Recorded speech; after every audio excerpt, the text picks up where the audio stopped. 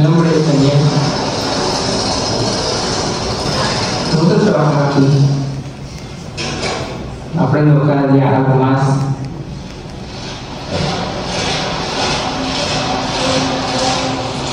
Ayudo a mis hermanos. In the beginning, I really knew nothing about pecan. In fact, it was an accident. I was actually a banker before we started Calvin Food. Now, one of my customers at the bank, he was buying and selling pecan to China. So he came to me and said, I don't speak Chinese. Would you like to join me? I jumped on it and I started Calvin Food. I'm the president of Calvin Food based in Santa Clara, California.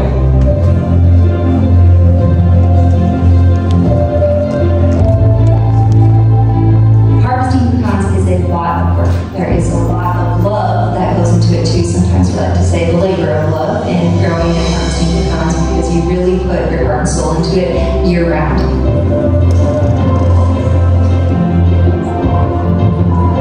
It is a farm to table product that is the livelihood of all of our growers. China is a huge country with 1.4 billion people. And when we first started, they didn't know much about pecan. And I looked at this and I thought that was an opportunity for me. So we started shipping pecan to China. Calvin Food has been in business since 2008. So the revenue continued to grow, and in just the 5th year, our sales hit 16 million. The number one question that you will ask me is that I have the best product, but how come I cannot sell my product to China? Culture is a big obstacle for most foreigners entering the Chinese market. Language is probably easy. You can just hire an interpreter and you can get a message across. But culture really takes time. MPDA has been a great partner for Calvin Food. As a small business owner, you're going to do a lot of things by yourself. They provide a lot of services to our company, including government regulation, market data, or market development. They are a group of professionals who not only willing to help you during a good time, they stay with you during difficult, challenging times like now. I think without MBDA, we wouldn't have accomplished that much today.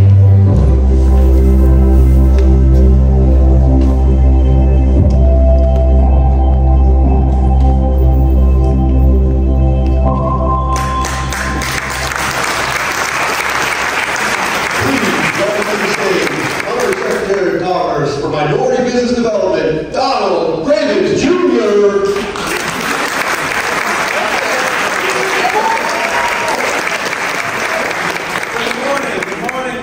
It's so good to see all of you. Welcome to your Department of Commerce.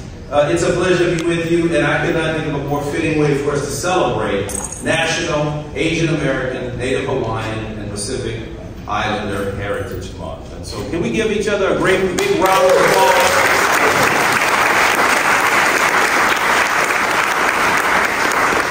This is our third our third time honoring this wonderful occasion here at the Department of Commerce, and MBDA, the Minority Business Development Agency, is just so honored to be helping to work with you all to make sure we get this done and do it right, and that we make this day about fun, Congresswoman, but we also make it about work, because we've got a lot of great things that are going on in our country right now. Thanks to her leadership, leadership of our president and our members of Congress. And so we hope today that you'll have fun. We don't want it to be just so rigid. I mean, even though you all in suits and look great, this is about family and about talking and communicating and discussing and maybe even some disagreeing. But we're here to get some work done because we want you to go back to your communities and talk about all of the great things that we're doing in our country and investing, and to make sure that all of our communities benefit from the investments we're making in our country. So that's what today is about, and I have the privilege of being able to be your MC for the day. As I said, this is our third time here honoring our wonderful Asian American and Native Hawaiian and Pacific Islander community. This was started by our then Deputy National Director, Albert Shen, who has become just a great friend and supporter as well in this day.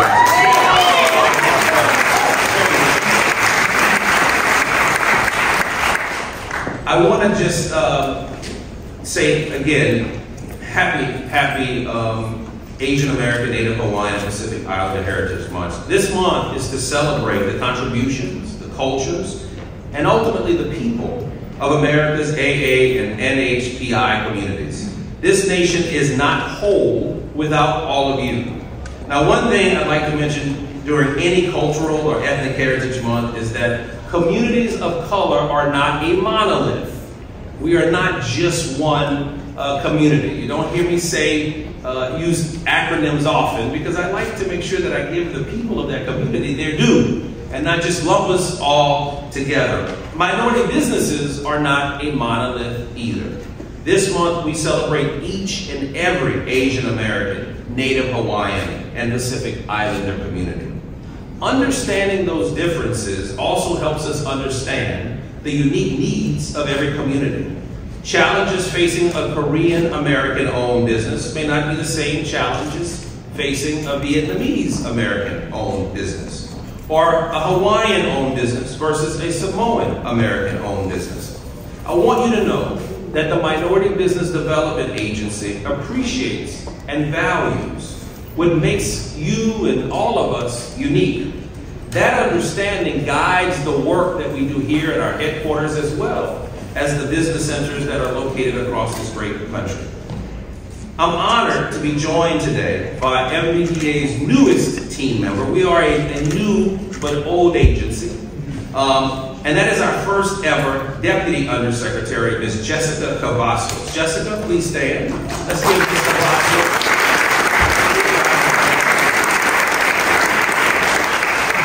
Deputy Undersecretary Cavazos is an exceptional leader and a steward of the minority business community. She most recently served as president of the Wisconsin Latino Chamber of Commerce and has dedicated her career to providing access and opportunity to Hispanic businesses and all minority business enterprises throughout the Midwest. In her position, this new position, she's going to help us guide our initiatives, including elevating and strengthening our national network of business centers and grant programs, our technical assistance programs. And so we're so lucky to have her as part of the team. And Congresswoman, I needed a teammate at the top because we got a lot of work to do. And so we tried to find the best, and I think we did. As most of you know, in 2021, President Biden signed into law the Minority Business Development Act. And for the first time in 52 years, it made the Minority Business Development Agency a permanent agency. It did two other things. Yes,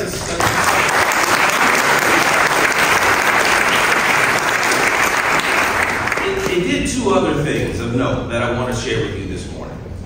First, it gave us the resources, the money, the access. And thanks to the Congresswoman and her colleagues, we have a budget, a permanent budget at MBDA to do the work that we need to do to help expand our footprint of technical assistance centers and business support services, the things that our businesses and our communities need to succeed. Number two, the Act gives us the authority to operate on a systemic level, guiding federal policy and breaking down the barriers that many of our families have faced for generations, and many of you continue to face as well. And so we want to use that. The MBDA now is not just a voice, but we are the voice, thanks to the hard work of many of you in this room. So to fulfill this elevated role, the Act gives MBDA the authority to work across business ecosystems in the public and the private sectors to advance minority business. I'm grateful to announce that today we will be signing a historical memorandum of understanding with our partners at National ACE. And so we're going to do that in a few minutes. But before I do that, I do want to introduce someone who has been a champion for America, and who has been a champion especially in our Asian American, Native Hawaiian and Pacific Islander community. She has been a staunch supporter on the business side of things as well, and been a very staunch supporter of the Minority Business Development Agency. And I don't know that I would have gotten to be confirmed without her support and her guidance and her counsel. She is a champion, as I said, just a wonderful leader, and really one of the conscience of the Congress. Ladies and gentlemen, please join me in welcoming the Honorable Judy Chu.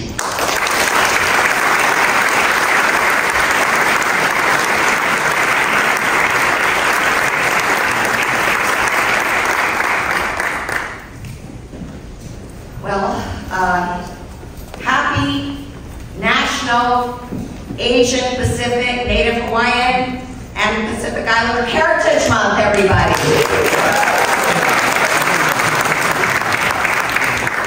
As chair of the Congressional Asian Pacific American Caucus, I'm honored to join you all for the National AANHPI Business Summit today. Such an exciting opportunity for AANHPI small business leaders to come together, learn from each other, and support one another.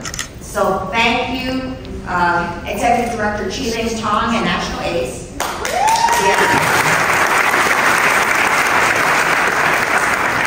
And our incredible Undersecretary Don Cravens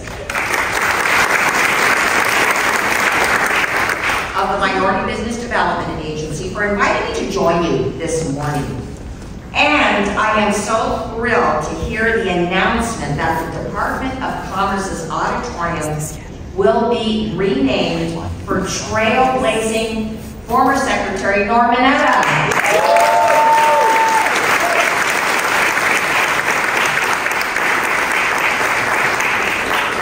Just yesterday, we rang in KPAC's 29th anniversary. It was Norm Mineta that had the vision to start the Congressional Asian Pacific American Caucus, or what we call KPAC. And I truly appreciate this timely recognition for our founding chair. So thank you to Secretary Raimondo and everyone at Congress for making this recognition possible. It's a fitting tribute to a tireless public servant and champion of AANHPI communities. We all know that minority-owned businesses, including those owned by Asian Americans, face unique challenges. There are so many difficulties from access to capital to language barriers. Over the past few years, these challenges were made even more apparent as we fought a dual pandemic of COVID-19 and anti-Asian hate, which led to the targeting of Asian-owned businesses across the country. These businesses need more support than ever. But it is because of all of you who advocate tirelessly for our communities that we were able to enact meaningful legislation in Congress that directly benefits AANHPI small businesses. Last Congress, I was proud to fight for the establishment through the bipartisan infrastructure law of the permanency of the Minority Business Development Agency.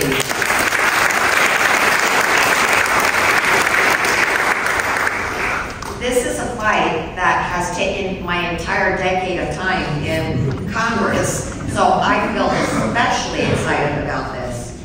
And not only did it provide a budget, but also the creation of an undersecretary position to lead the agency, and thank goodness we are so lucky that it is Undersecretary Don Cravens.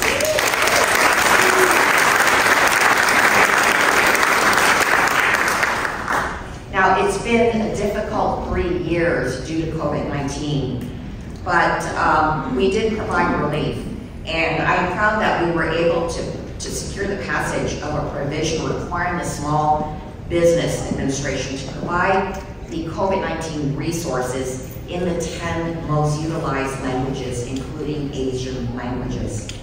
I also worked with my colleagues to extend the Economic Injury Disaster Loan Program, or EIDL, and create new programs like the Restaurant Revitalization Fund and the Paycheck Protection Program to help businesses stay afloat and keep their employees on payroll.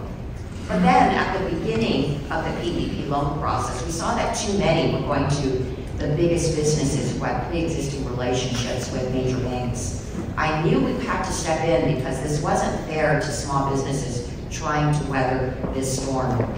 So we in the Small Business Committee created a $60 billion set-aside for community banks and small lenders who are most likely to work with the smallest and most underserved small businesses, including minority-owned businesses. And I'm pleased to say that the strategy worked. In fact, the small banks and mission-based lenders eligible for these set-asides have now processed the majority of PPP loans and total dollars. All these pandemic programs were crucial to helping AAPI businesses stay afloat during the pandemic. But now we must look ahead. And we know that one of the greatest challenges for small businesses is lack of access to capital.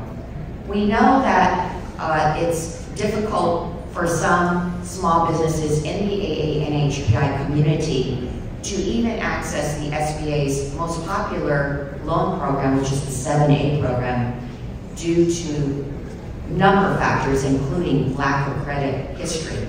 And so there is a program of the SBA called the Community Advantage Program, which is able to loan to these underserved populations. And the greatest challenge that we've had is to be able to make this successful Community Advantage Program permanent. But I am happy to say I introduced a bill to do just that, to make this permanent so that more of these underserved businesses could get the loans and technical assistance they needed. But also the Biden administration finalized a rule at the SBA that will create a new Community Advantage license for these small business lending companies that will allow this program to gain a permanent status. So we are making progress on this front. I also want to say that representation of our communities in private sector leadership is also a powerful tool to make sure our diverse perspectives are heard and that we have a seat at the table.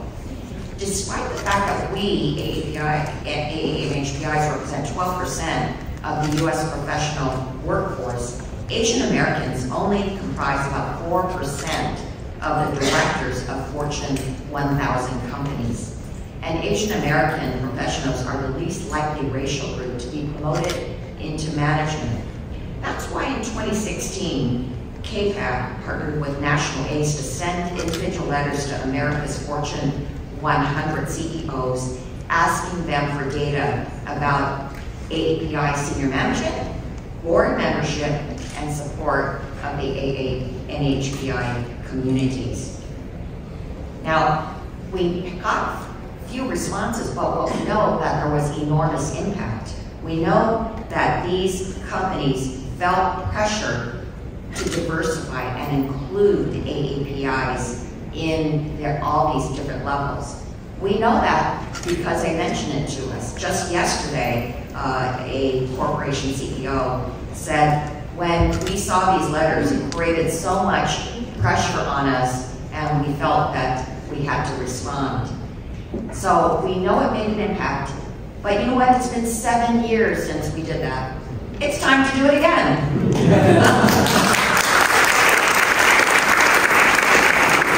So I'm proud to announce that we again are working with National ACE to send another round of letters very soon to ask what these corporations are doing to include Asian Americans in upper management levels. And finally, let's talk about the last 3 years of anti-Asian hate, where we've had 11,500 anti-Asian hate crimes and incidents. This is why we worked hand in hand with many of you to create the COVID-19 Hate Crimes Act, and we're so gratified when President Biden signed it into law. We continue to work with the Department of Justice to monitor its implementation. And knowing that there is so much ignorance out there about Asian American, Native Hawaiian, Pacific Islander history, we also had an AAPI museum study bill to create the first national museum dedicated to Asian Pacific American history.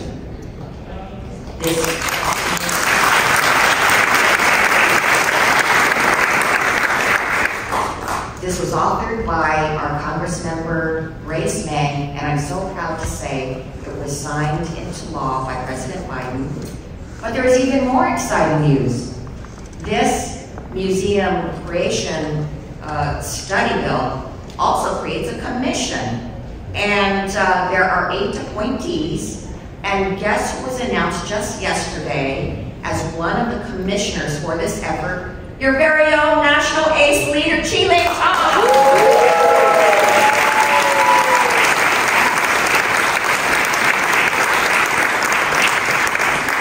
I am just so immensely proud of her because I know she'll do such a fantastic job, and that we can show the world that Asian American Native Hawaiian Pacific Islander history is American history. Well, we can only achieve these successes because we have been able to work together. So thank you to National ACE and NBDA for having me here today. Thank you because we need to make our AANHPI entrepreneurs as successful as possible. I'm truly inspired by the tireless work of everybody here, and I look forward to continued work together.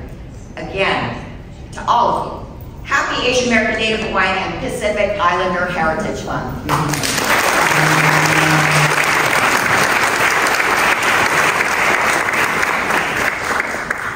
All right, great.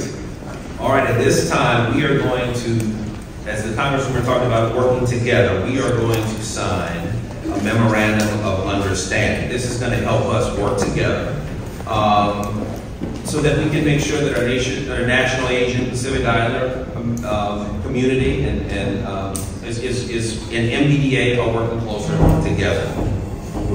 We're going to sign an MOU today between MBDA and National ACE. This is going to be a formal agreement between our two organizations to work together and to leverage each other's strengths to better serve the minority business community, and in particular, the AANHPI business communities. This gives the community a greater voice and will make both our organizations' outreach and initiatives more effective and intentional. We are entering into this MOU with the understanding that no one organization can touch every community. It is MBDA's mission to be a resource to any and every minority-owned business that wants or needs our help. We can't do that without the hard work and the talent of organizations like National ACE.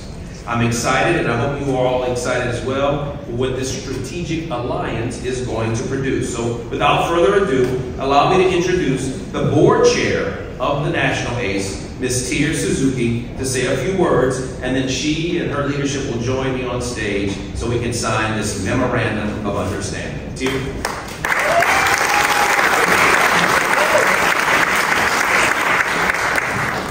Thank you very much, Undersecretary Cravens.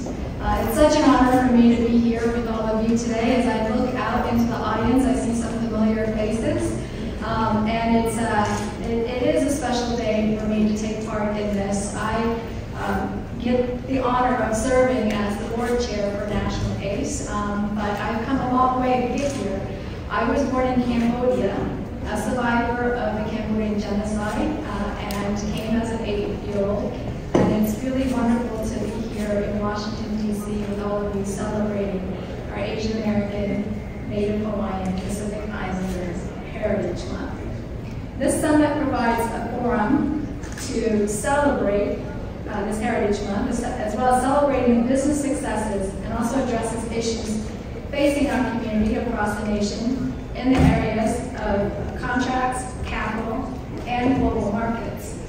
Today also provides an opportunity for power networking amongst business owners, professionals, advocates, government agency representatives, as well as corporate leaders.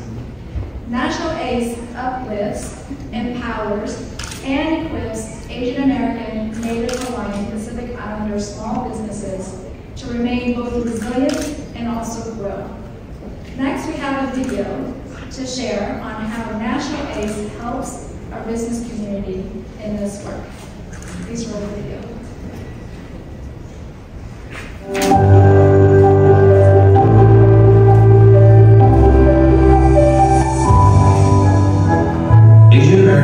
Pacific Islanders are the fastest growing minority group in the United States. More than 20 million live in the U.S. and have become a powerful economic force. 2.5 million AAPI-owned small businesses generate over $800 billion in annual GDP. AAPI businesses employ over 5 million people with a collective buying power of over $1 trillion a year. When a pandemic collides with discrimination, our AAPI small businesses were impacted the hardest. From health to economics to livelihood, some businesses survived, but sadly, many mom-and-pop stores did not. According to National ACE's 2022 survey, almost half of AAPI business owners would not be able to fund an unplanned $5,000 business expense. Between March 2020 and March 2022, more than 11,500 incidents of anti-Asian hate were reported, 27% of which occurred at a place of business. It is undeniable.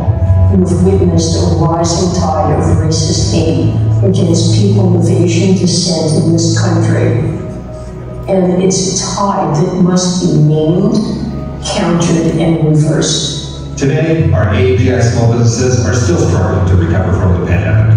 From supply chain disruptions to severe inflation, from labor shortages to ongoing discrimination, the fight continues.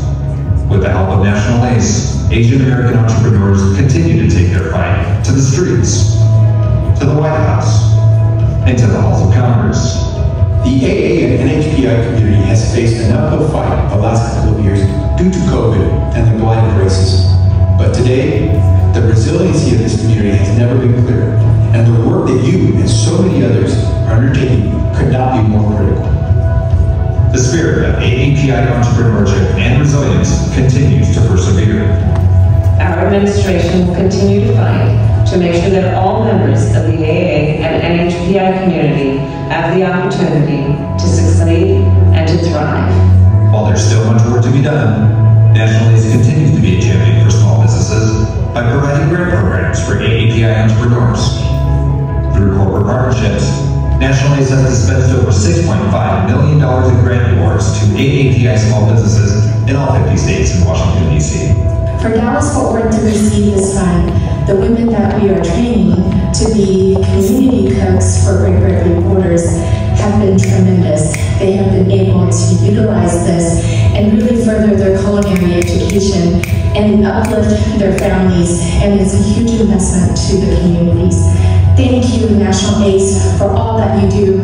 We love you. National ACE assisted over 60,000 businesses and entrepreneurs through hundreds of virtual trainings, webinars, and workshops to help them stay strong and resilient during the pandemic.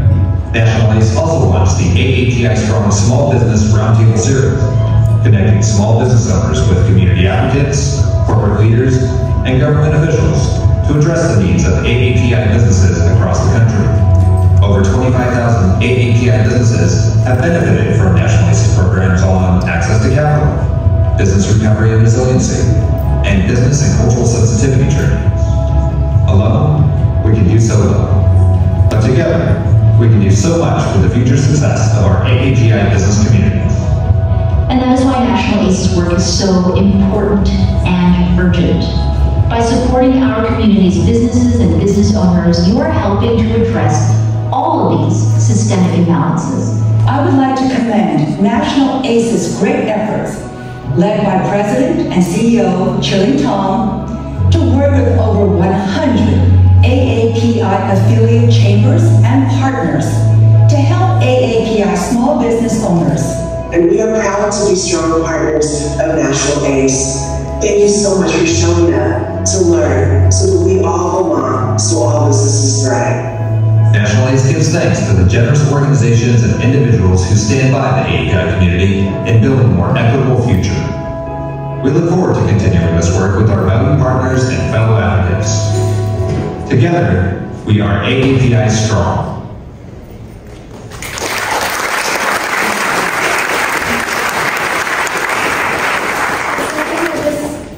MOU is both historical as well as significant. So please help me welcome our CEO, Chilling Tom, Undersecretary Cravens, presidents of the different chambers, as well as our National ACE directors on stage.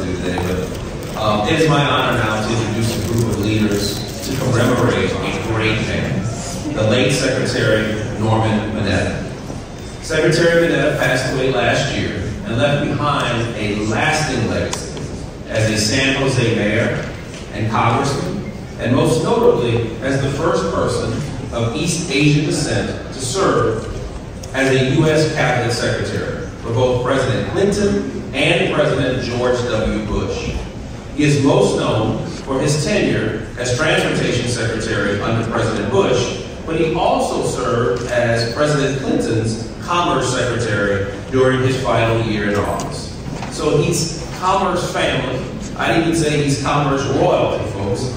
Now, we have an outstanding group of leaders. You heard from Congresswoman Chu, who began the commemoration. But we've got some other outstanding leaders who are here to say a few words about Secretary Mineta's life and legacy, including Crystal Kahai, the Executive Director of the White House Initiative on AANHPI Affairs, and others who I will introduce as they come up. But first, it is my honor to introduce to you all our second in command at the U.S. Department of Commerce. He really is our Chief Operating Officer here at our department. He oversees the department's 47,000 employees and who, alongside Secretary Gina Raimondo, keeps commerce running smoothly and on course. Deputy Secretary Graves has been a champion of the Minority Business Development Agency since day one, and I would even argue before day one. I've known Don, Deputy Secretary Graves, now for over 10 years, and worked with him in a past life when he worked for the Treasury Department. And he's always been the same guy, very committed to making sure that all Americans have an opportunity to pull themselves up by the bootstraps, but acknowledging that all of us don't always have boots and don't always have straps. That's the kind of man he is, and we could not do the work of MBDA without him. Ladies and gentlemen, please join me in welcoming Deputy Secretary of Commerce, Don Graves.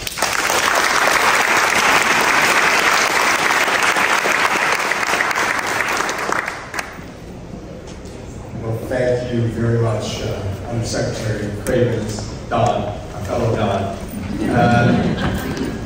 Hello, everyone. It is really fantastic to see this auditorium with these many faces filling this space up. Happy Asian American, Native Hawaiian, and Pacific Islander Heritage Month. It is an absolute honor for me to be here at MBDA's National AA and NHPI Business Summit. This event is so important to us, and we are grateful for the Undersecretary, for the entire team at MBDA, for putting this all together, but most importantly, to create the type of environment that will allow so many AA and NHPI businesses, own businesses, and other businesses all across the country to continue to thrive going forward.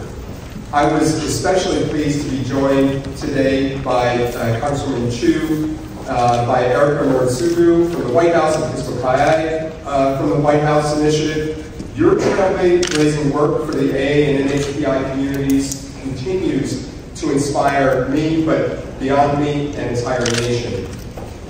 Today is an historic day here at the Commerce Department, as the Undersecretary mentioned, as we celebrate and honor the legacy of Secretary Norman. He is and will always be an inspiration to those of us who work in commerce, as he is for people all over this country, especially those in the Asian American community.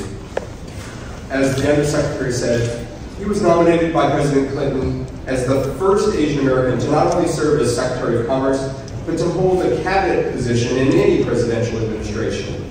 He later continued his distinguished career, as you all know, in public service as the Secretary of Transportation during the George W. Bush administration. His journey hits home if you take the time to actually understand what he went through in his life and what so many folks have faced in this country.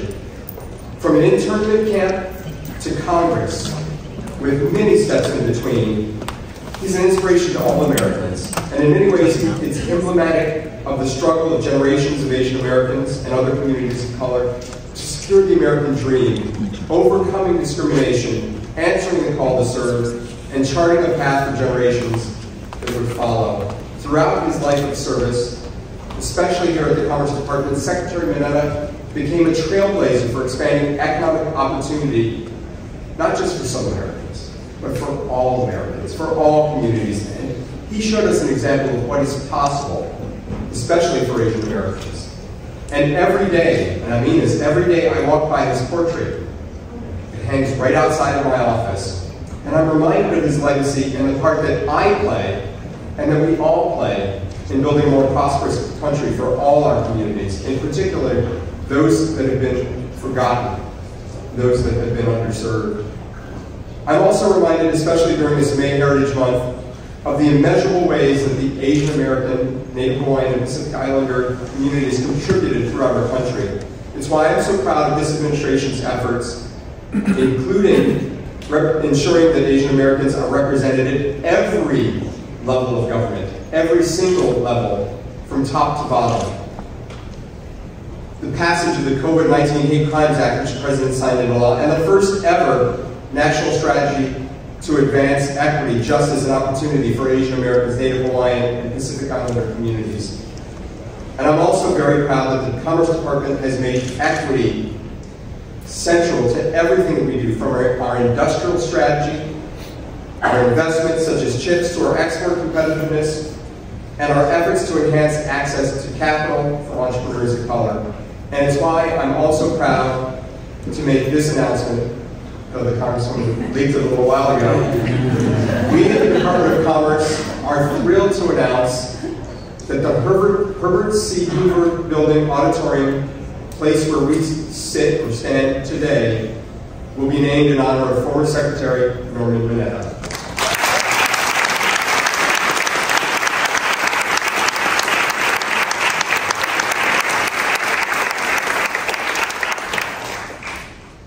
I remember when the idea was brought to me for this dedication and how deeply it touched me. To think that for every generation that comes forth, when they come into this building to talk about commerce, to speak from this stage, they will have to recognize Norman Mineta and everything that he did for this country and what he's done to uplift so many communities all across this country. I know how much this honor means to the Mineta family, and it speaks volumes that this effort wasn't something that one of us dreamed of. It was driven by my colleagues here at the department, spearheaded by the AANHPI Employee Resource Group here at the Commerce Department, along with so many others. This is driven by the community, and I think that they deserve a whole lot of credit for making sure that their voice is continued to be represented every time someone comes into the Department of Commerce. We hope that this dedication will serve as a reminder to Commerce employees, to guests of Commerce, both now and in the future, of Secretary Mineta's significant contributions to the department, to the community and to the country he served. Once again, a very heartfelt thank you to everyone for being here. Now, I am absolutely pleased to hand it over to a colleague and another champion for the AA and NHPI communities, Crystal Kai, the White House Initiative. Thank you so much.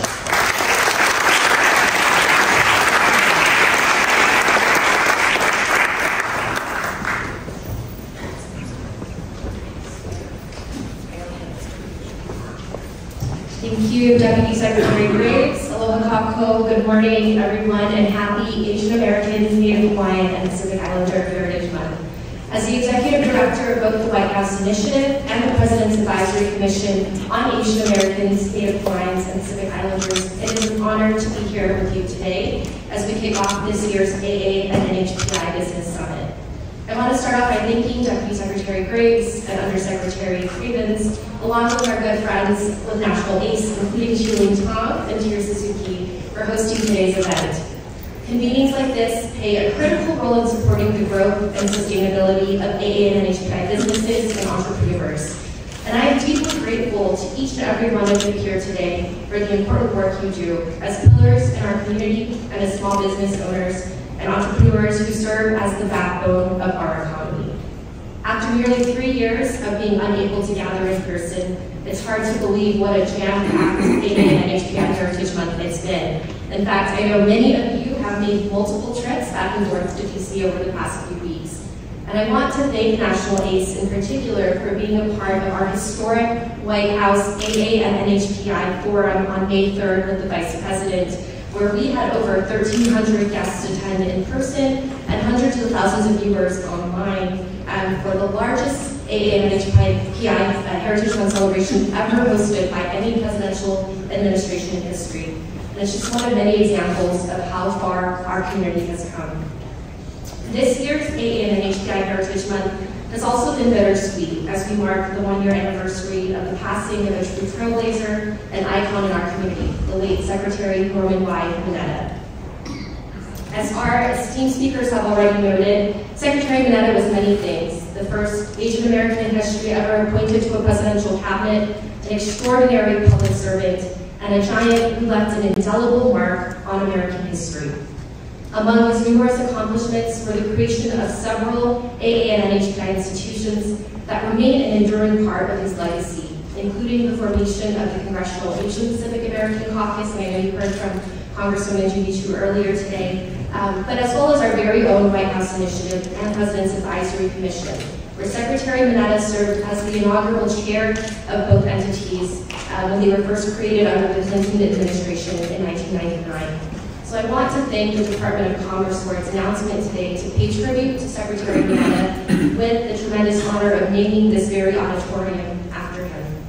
We at the White House Initiative strive to continue Secretary Mineta's spirit of service in the work we do each and every day to advance equity, justice, and opportunity for AA and NHPI communities all across the country. In less than 2 years, the White House Initiative has driven an ambitious whole-of-government agenda to fuel economic equity and advance opportunities for AA and NHPI workers, businesses, and families. Among our top priorities have been efforts to address the rise in anti-Asian hate, prioritize data disaggregation, promote language access, and ensure an equitable COVID-19 recovery.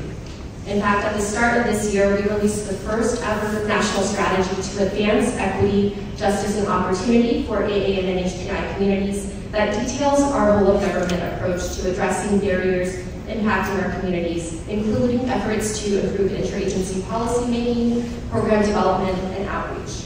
And we've also been busy traveling across the country to meet with many of you through engagements we are hosting in different cities all across the country to connect local communities with federal resources. So much of this work would not be possible without National ACE. And many of you in this room who helped our White House Initiative and the Small Business Administration to launch earlier this year a series of regional economic summits to ensure that our local communities, our businesses, our entrepreneurs have access to capital and to the resources that they need to thrive. But we know that our work is not finished. And as the President stated during his State of the Union address, we are doing everything we can to finish the job. So thank you all for all that you are doing in partnership with us to ensure our diverse and vibrant communities are visible together. We know that when AANHPI businesses and entrepreneurs thrive, our country thrives. And we cannot do this work without you. So mahalo nui loa, thank you very much, and enjoy the rest of your summer.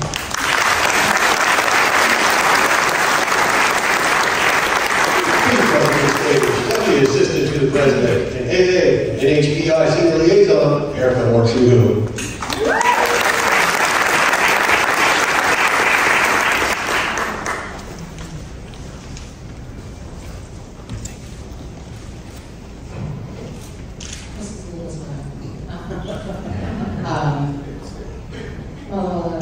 Good morning.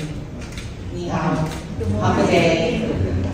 To those of you who are zooming in because we're very, very far away and you guys might actually be in a different time zone on a different day. Aloha. Aloha.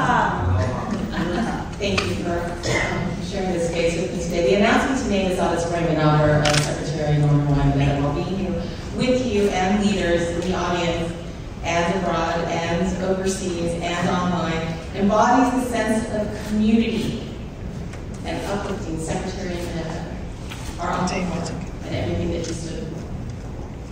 Now, I grew up in Hawaii, round around the core concept of something we say, Okage Samade, and it actually doesn't matter whether you speak Japanese, what your ethnicity is, what your racial background is, what your heritage. This is something that I wish was a universal principle. It means I am who I am because of you. And for all of us, we are who we are because of Secretary Uncle Norm. And it takes a village to raise each and every one of us. And I was honored to have the great leadership of Norman in my life to help set an example and mentor me. And when I think of Secretary Manetta, I don't just think of the historic moments in his life that people speak about, including former presidents. I also think about his impact on history, but also as the child of the Hart Mountain incarceration camp in Wyoming, who defied all odds and became Secretary Norman Manetta. I think of the family man who loved David Stewart and the grandbabies who I saw at Hart Mountain last summer at the pilgrimage, the first pilgrimage that we held without him, and how he always centered and named his family and his community as a passion for what he did and why. Secretary Manetta led by example through true friendship, honesty, loyalty, humor, fairness, trust, and courage. And Secretary Manetta was a rare person, always trying to encourage people to be the best they could be and investing in our shared future by coaching and mentoring the next generation. There are many of us here who've been touched by his leadership and his openness to help his community, our community. And if you did not have the fortune of having him in your life, please know that your lives and our country is better for having him in our world. So in this auditorium, which will soon bear his name, let us honor his optimism and persistence to making the world a better place. I ask you to say, doing the right thing. And in this spirit, because Okage Samade, Uncle Norm, it is my honor to introduce a man and a leader who follows the best tradition that he said of sacrifice, service, and leadership. Flower Saeed, Special Representative Commercial for Business and Affairs, Bureau of Economic and Business Affairs at the Department of State, advances trade, commercial and economic policies for American workers and the middle class to help create well-paying jobs. Serving the State Department's Bureau of Economic and Business Affairs, Special Representative Saeed leads efforts to support the export activities of U.S. companies through commercial advocacy and to create a level playing field for United States companies overseas. He draws from his experience as an entrepreneur and a public servant who has advocated for inclusive entrepreneurship at the federal and state level. He's an entrepreneurial career himself, spanning over 2 decades, and has built global businesses that are driving major impact across technology, healthcare, and business services. Special Representative Saeed has driven civic efforts at the federal and state level in addition to the global work in business and entrepreneurship. In the Obama administration, he played an active role in promoting the State Department's global entrepreneurship program and connecting Silicon Valley innovators with the emerging entrepreneurial ecosystems from South Asia to the Middle East and Turkey. As the founding chair of California Entrepreneurship Task Force with Governor Newsom's Office of Business and Economic Development, Mr. Saeed drove inclusive entrepreneurship, building coastal regions with the state's rural heartland, and helped small businesses struggling with the impact of the COVID-19 pandemic. He also served upon President Obama's White House Commission on Asian American Pacific Islanders. Takes the Rothschild that he's wearing. Zoom in on that. And he also chaired the White House Initiative on AANHPI's economic growth. And in that role, he led the administration's engagement with small businesses across the United States after the passage of the American Recovery and Reinvestment Act of 2009. He served as liaison with Small Business Administration, the Department of Commerce, on federal initiatives such as the President's export. On a personal note, Laura and I met many years ago. He doesn't remember, but I do have photographs, which is not on the screen, but I can email the receipts to you. But we really got to know each other since his nomination to be the highest-ranking Muslim officials in the Biden-Harris administration, steward of the Small Business Administration's Programming and Innovation as the Deputy Administrator of SBA. And that nomination is still pending. But that is his mana. That is the power of space. It's also what we would say in Hawaii is his kuleana. Against all odds, persisting with courage and belief in, as Secretary Mineta would say, doing the right thing.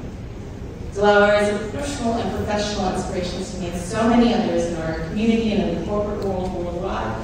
And to quote again, our beloved Secretary Mineta, as we climb up the ladder, we need to reach back down and help someone else up in our place. Delaware does this every day on behalf of our nation's small businesses through global commercial diplomacy and for our AANHPI and AANHPI leaders, young and old. Friends, please help me in welcoming to the podium for his keynote address, Special Representative Delaware Saeed.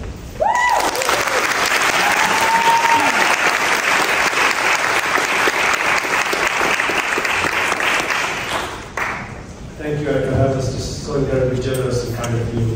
Thank you so much, and thank you for all that you do every single day to support our communities. Thomas Andres, my friend, AC leadership, Chilling, thank you so much for having me. Before I talk about commercial diplomacy, my role and how you all can help us, I also want to spend a couple minutes on honoring a great man, I first met him in 2012 at a big event in Charlotte, North Carolina, and we had conversations about service. I was running the business at the time, and those conversations have stayed with me. Someone who spent so much time in the area, obviously benefited from leadership in San Jose and the greater region. But I'll tell you what has stayed with me, and with, if I may say, millions of people in this country, is his leadership after tragic attacks of February. As Transportation Secretary, his heartfelt leadership and discussions with President Bush was the reason that President Bush remarked,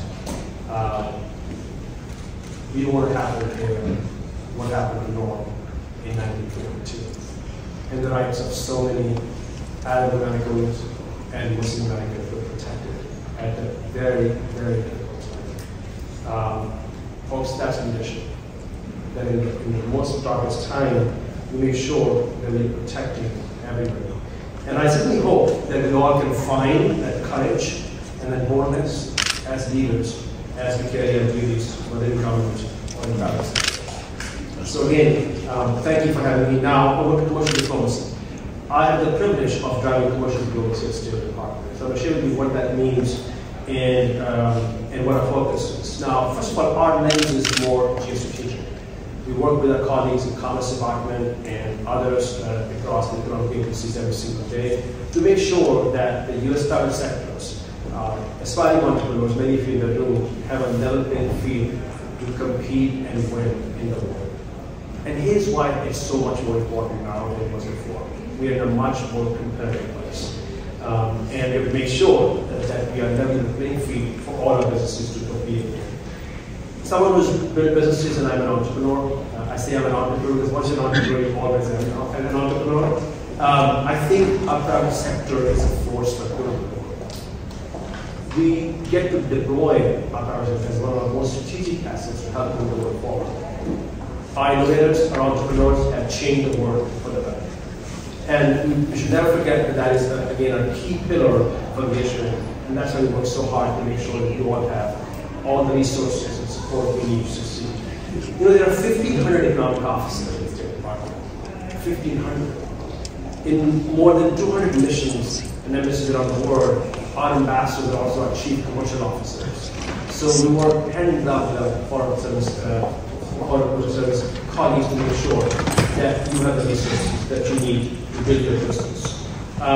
Program like Direct Line, and that way we connect our ambassadors with investors around the country to drive investment in foreign countries. Our important deal team initiative that we formed under President Trump, which we have built upon, to make sure a SWAT team to support important deals that are geostrategic for our country.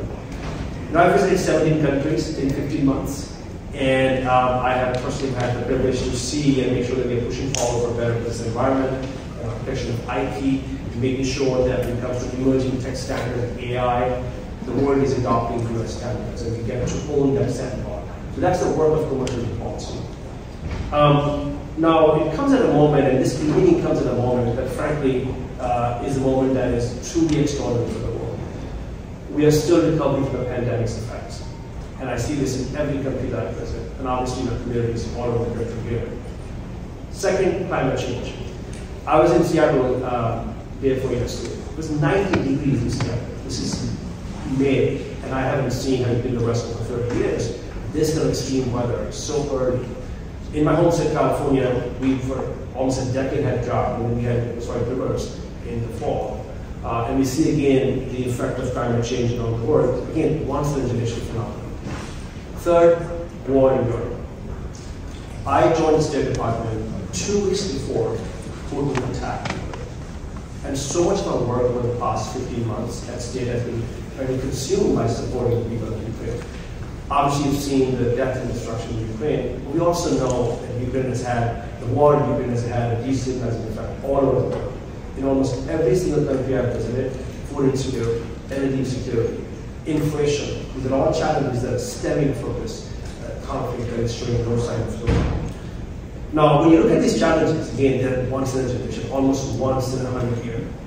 Our response as a people, as a response to the nation, has to be equally vigorous. And I'm proud to say, as a member of the administration, the President has led the way.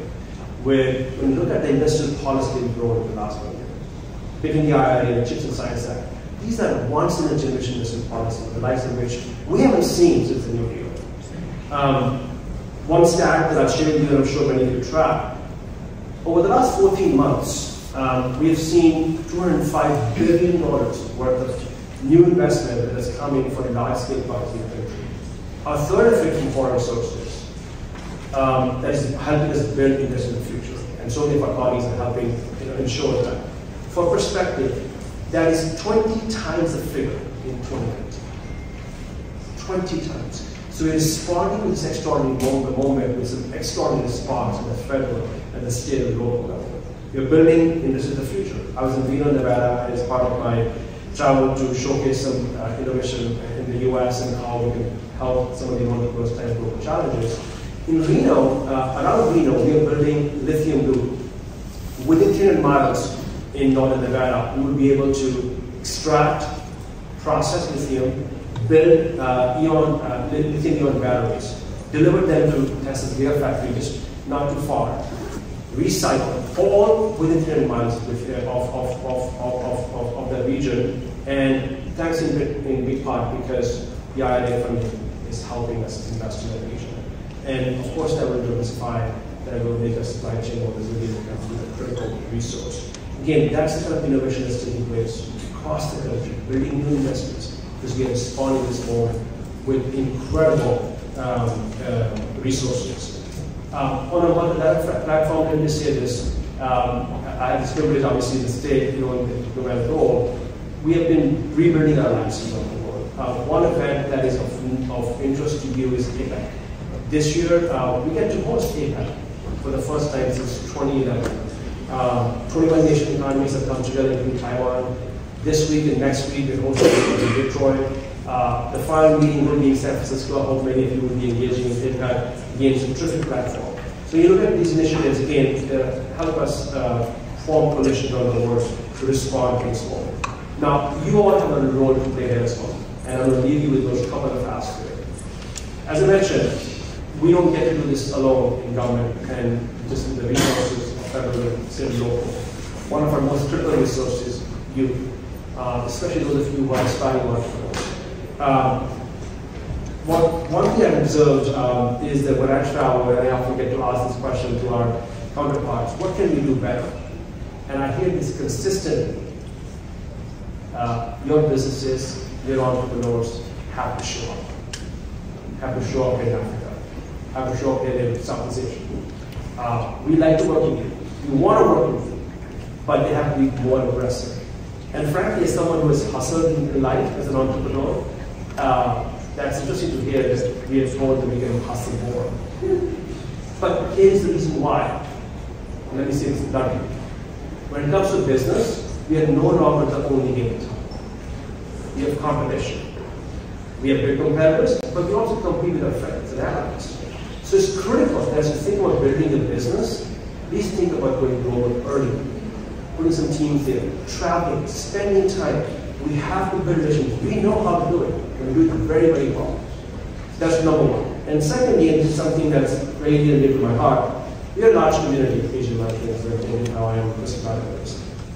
But it's not, not everybody has equal access to networks and resources and opportunity.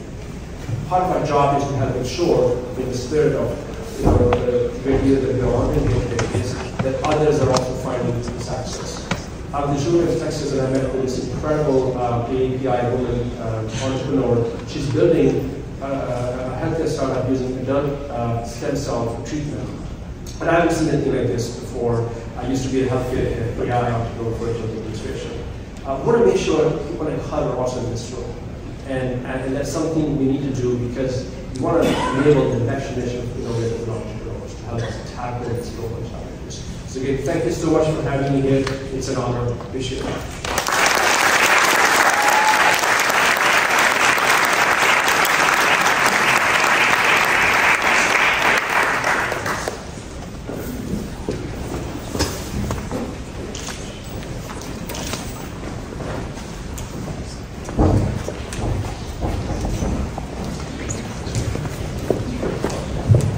Ladies and gentlemen, now what I'd like to do is introduce our next session. We're going to bring our Deputy Secretary Graves back up to the stage, and he is going to lead a fireside chat with two giants of the minority business and AANHPI communities. As I said earlier, we're so grateful about the MOU we just signed with National ACE and Chilling Tong and her leadership. She has just been such a tremendous partner. So I'm going to ask her to join Deputy Secretary Graves. And I'm also very honored and so happy to see my dear friend, Ying McGuire, who serves as the President and CEO of the National Minority Supplier Development Council. And so Don's got his hands full this morning. But ladies, gentlemen, please come to the stage for this wonderful fireside chat. Now, give them a round of applause.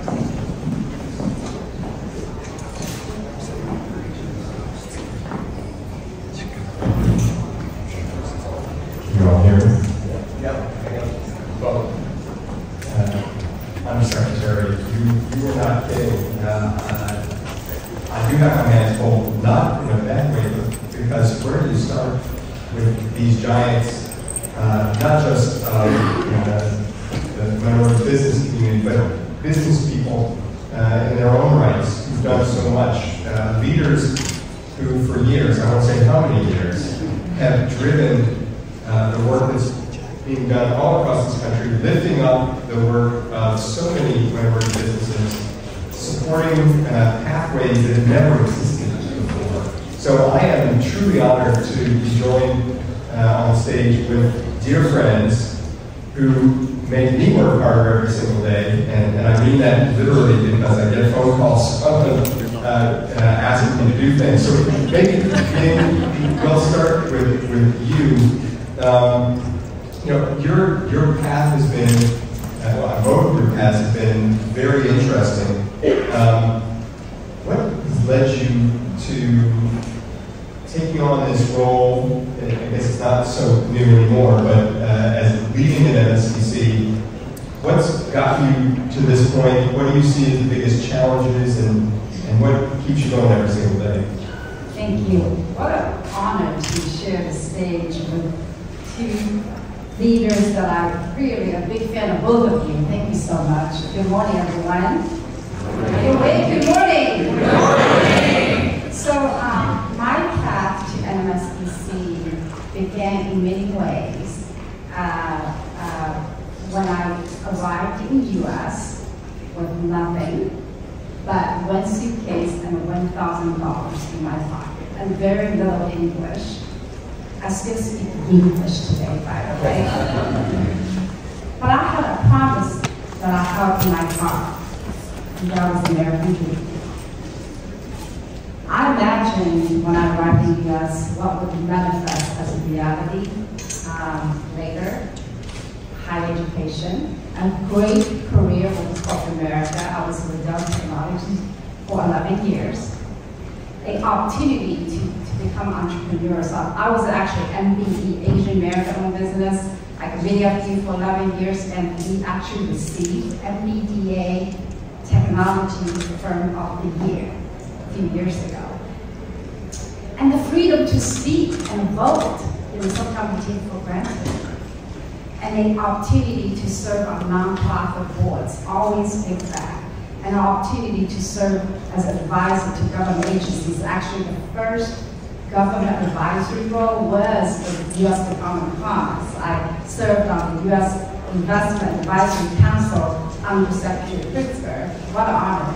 And my American dream included 2 beautiful children who are finally off my payroll. So I spent 20-some years in technology, and in 2020, after living through the pandemic, and after witnessing the outcry of racial injustice and anti-AAPI hate crimes, my vantage point for America's social economic state drastically changed. And that changed my career path. So I was thinking, what do I need to do to drive impact? So the making money was no longer a priority.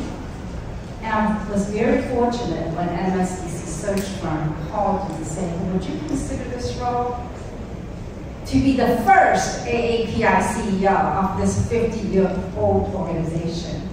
So it was incredible honor that to take this position. And so you asked some of the challenges. Challenges as an organization, we've been around for 50 years. So we actually were created in 1972 as a direct result of President Nixon's executive order for racial equity. MBDA has been a great partner for many, many years. And then the challenge is when you, what got us here for the last 50 years will not get us there for the next 50 years. So we have to transform. And so how do you get the whole network? We serve Black, Hispanic, AAPI, Native American. We have 1,700 corporate members. We have tens of thousands certified MBEs and many partners. How do we get the whole network march towards the same direction for a same mission, which is grow MBEs and create generational wealth in the communities of color? But we're doing that. We have our corporate members here. I see Wells Fargo here. They're being extremely supportive of us, so we're doing it. Well, thank you, Jing. Let me ask the same question to you. What's led you to your pathway to be the CEO of National ACE, and what have you had to overcome to get there? Well, Well, John, thank you so much. First of all, I really want to applaud your leadership and Undersecretary John Craven's leadership. You are amazing. You know, having watched your action, the Commerce has been doing such a great job. I'll give you the $10. I'm just so proud to represent 2.65 million AAPI small business owners, employ about 5.1 million people. And most importantly, we have 120 affiliate AAPI chamber and partners. Many of the presidents are here. They're the one maybe to decide to take over this position. And I like to talk professionally and personally. This is the beauty when I start my public service career for federal agency. I was a Deputy Assistant Secretary at the International Trade Administration. My job is to help American companies to sell products overseas and also make sure our trading partners comply with bilateral, multilateral trade agreements with the United States. A lot of big companies, you know, they can do it very, very well. But small business, they just cannot do that. So I just feel it's my obligation to continue my journey. There are so many good things you have been doing, as I say. You just had very successful Select USA conference. It's so wonderful you're bringing small business owner to share with them, you know, for this kind of information. And then I moved to MBDA. I just love to tell you, I love MBDA. I have worked so many different agencies. MBDA is my most favorite. I still feel I'm part of family. I still see many good workers there, and I know there's so many good workers coming. And for MBDA, it's the only federal agency. The mission is designated to help minority business. So that's why I think I want to continue my journey after my MBDA time. And for personal reason, as everybody mentioned about anti-AAPI hate, but that happened to me 30 years ago. I remember when I came to California, I was so proud of the contribution of Asian American community. And the people speak to my face. You know, new immigrants take advantage of our social security system. When I talk with people about the crime, they say, do you know Southeast Asian refugees bring crime to the United States? So that's why it hurts me so badly. I think we're here, we're so quiet, we just want to do our work. Why can't you have a room for us? And I realize if you're not at the table, you are on the menu. So therefore, I'm so happy I have so many alliances here together. We work together. And I also have to tell you, the history of solidarity between Black community and the Asian community is very, very good. There's so much we have to learn from the past, from Black community, and there's so many things we can learn from them too.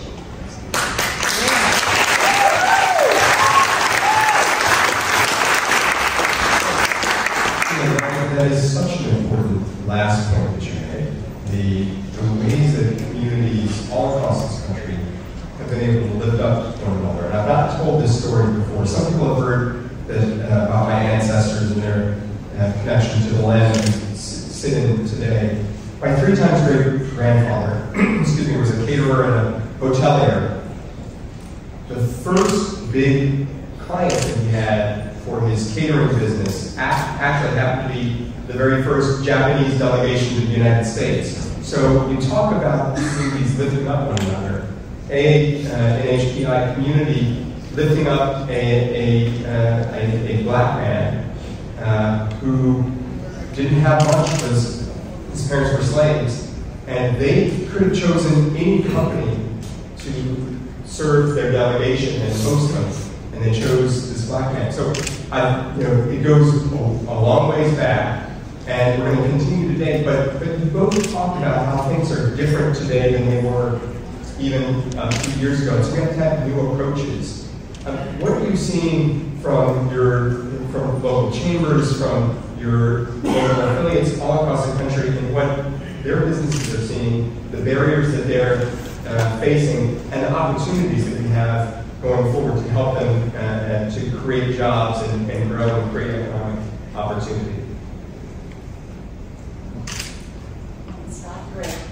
Yeah, so we have 23 affiliates across the United States and serving tens of thousands certified MDs. Any of you are certified with National Minority Supply Development Council? Only a few hands? Okay, when I walk out today, all of you need to come to this. So, thank you. So many barriers and many opportunities. One of the things is how do we help small businesses to scale? And you know, we're going to have very frank and authentic discussion right here.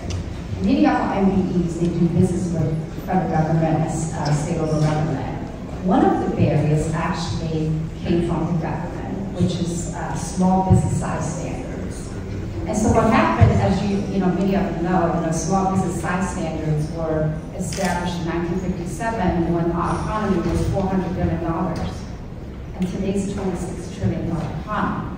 And so the small business size standards have not kept up the growth of the economy, not even with inflation. So what happened is, the small business, let's say in construction engineering, when they can participate, $559 billion federal government spend allocated for small business, and then when they grow out of their revenue ceiling, let's say it's $40 million, they no longer qualify to participate in small business deals, and now they have to compete with like Boeing and Lockheed Martin and $50 billion company. How do you do that? And so it becomes like, we call it valley of death. And so how do we cross the valley of death? It's really important to address. And our community, the MSDC community, we don't talk about problems without solutions. So one of our MDEs took it upon herself and gathered 13 small businesses in construction engineering. We're putting on the table a success bill. In the success bill, basically, we're asking policymakers to extend small businesses, their status, 7 years after they reach the revenue ceiling, allow them to grow into 100 million, 500 million, 50 billion, hopefully. So then they can compete with a large business. So how do you create that middle class through policy, right?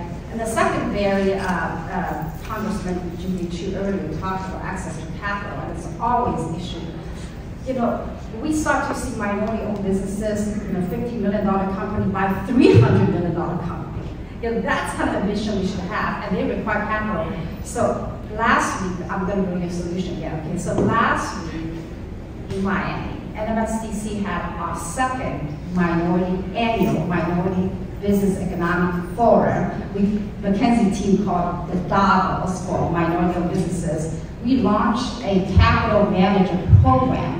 And so what we're doing is we're really putting together a complete list of minority-owned investment firms or investment firms with a focus on investing in minority-owned businesses, and not only the capital, but service providers, teach you how to do it.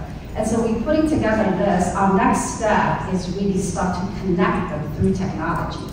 Build an AI system to connect them with all of you. And so check us out on the Capital Manager Program. I'm going to leave some time for Chilene to talk about areas. Thank you. You have heard from Erica and also Crystal that last year we had developed about 20 roundtables throughout the country. And this year we'll do the same thing, but some of them is partnered with the White House Initiative on AANHPI, on the Economic Summit.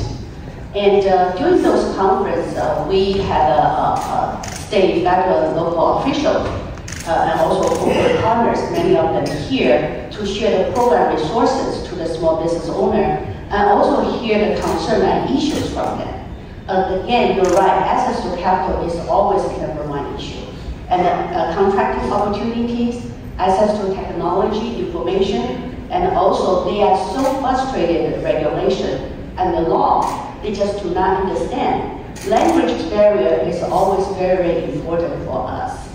But talking about the opportunity, John, again, I'm not asking for that $10, but I just want to tell you, because the Biden-Harris administration has so many good legislation, like infrastructure bill, can help people, small business, to get a contracting opportunity. CHIPS Act will sustain the supply chains, strengthen the supply chains, and also NBDA's capital readiness program. Think about that will help, to launch more business and underserved community. So there are so many great opportunities. But most importantly, make us excited is our next generation. We have next generation, they have 10 chapters all over the country. We have John, Kevin, they're all here, and they're the one is our hope.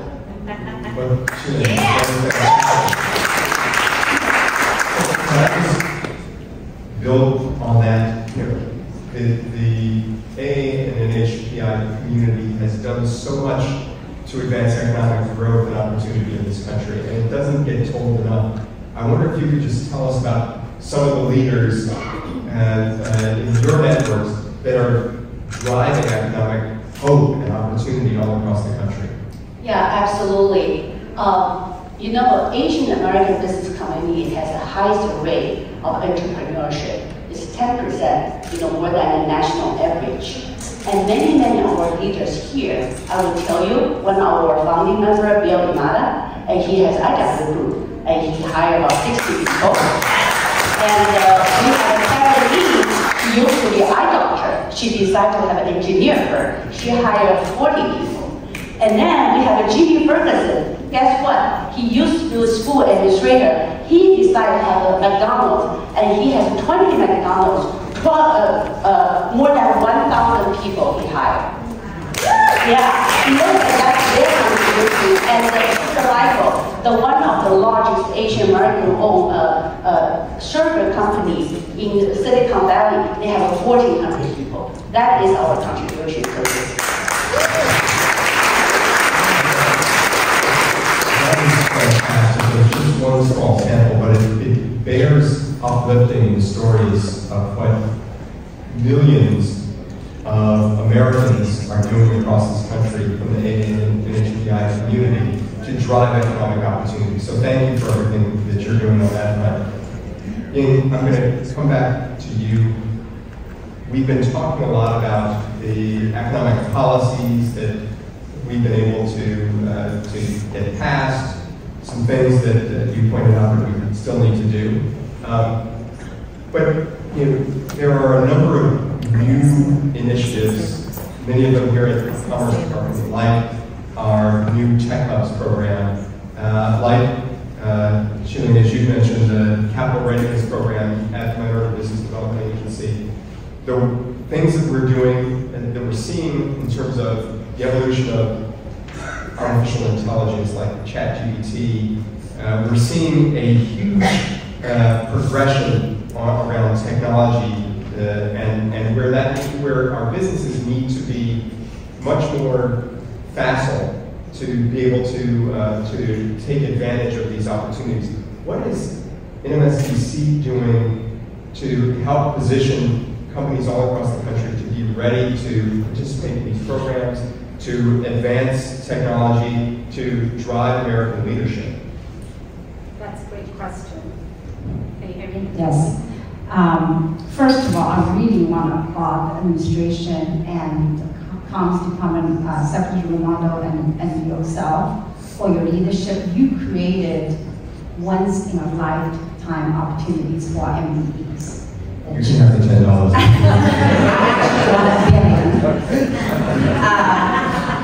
And so, CHIPS Act and Inflation Reduction Act, Infrastructure Spending Bill, all of that creates so much more opportunities. Traditionally, our MBEs has been boxed into these conventional low-margin commodity businesses like janitorial services, staffing businesses, etc. But what you all created opportunities that allow us to go to technology forward, high margin businesses. And so at NMSDC, we have not announced yet, I'm gonna share with you now, we're looking at a program called Next Now. Basically working with our corporate American partners, working with our government partners to look at what is the next, what is the business of the future in clean energy, electrification, in artificial intelligence, software development, all of them. What is the business of the future? So we can equip our MBEs to pivot to the business of the future.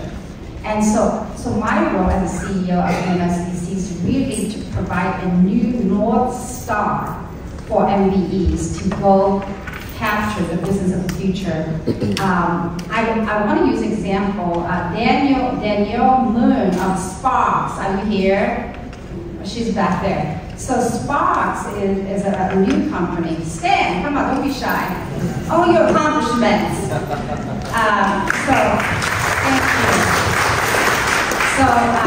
So Sparks was created in 2019, and it's the company. I think they're the only company has a high density, zero cobalt, lithium-ion technology for battery manufacturing, made in USA, in West Virginia. And better yet, their patent technology came from DOE. Oak Ridge Lab. So the technology transfer partnership with the government is so super critical. So they got 6 patents, right, from DOE Oak Ridge Lab, and allow them to create this cutting edge technology and allow them to provide domestic manufacturing jobs and allow them to lead into the future. So I look forward to really. We already have a great partnership. You know, you're just amazing leadership, and Don Cravens, the undersecretary, I call him, he's my brother from a different mother. And we have an amazing partnership already, but I think, you know, next steps really have focused program together to figure out how do we transfer government research to AANPI businesses on technology so you can be the business of the future.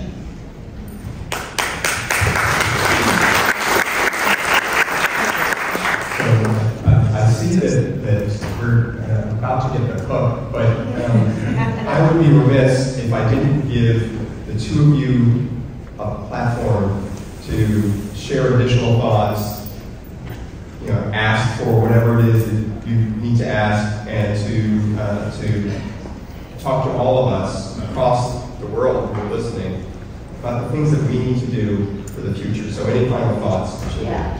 Thank you, Don. Thank you again. I'm just so grateful, you know, on behalf of the entire AANPI business community, for you and also for Undersecretary Don Cravens. Thank you so much for your leadership. I want to share 2 thoughts. First of all, thank you so much for being here. I know how difficult for a small business owner, you know, take time off when they are here to learn. And we have done a survey. Although all the difficulties and barriers, the 75% of our community feel very optimistic about the world future. And the second thing is, I just cannot thank you enough to name this building and Norman Mineta building. I had a privilege to, you know, they are just very much, Norman Mineta very much like my mentor. Yesterday I talked with Mrs. Danny Mineta, and we just miss him. Because look at where he's coming from, where he has become to, it's just amazing. He loves his country, he loves people, he loves his community. So the thing I want to share with the group is very much like follow Secretary Mineta's step. Be positive, be engaged, be united, and be yourself. Thank you.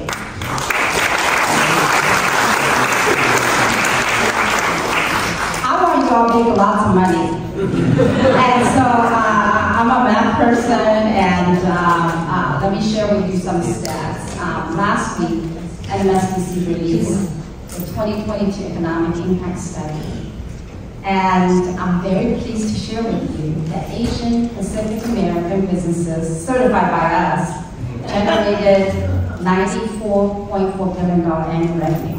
That's a 31% increase year over year.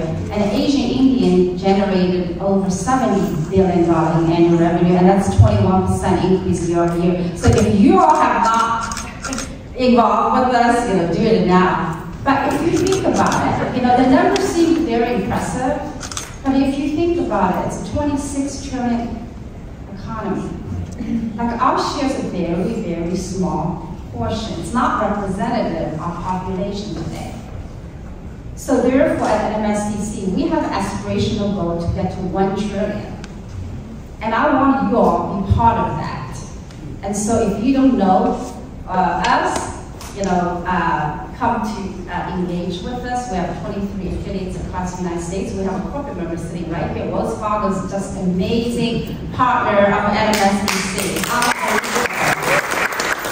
came to this country, my first bank account was Wells Fargo, and it was $1,000 I deposited. I still have the same bank account as her. Now I'm a dedicated banker, so you can imagine. My Wells Fargo account witnessed the progression of our American dream.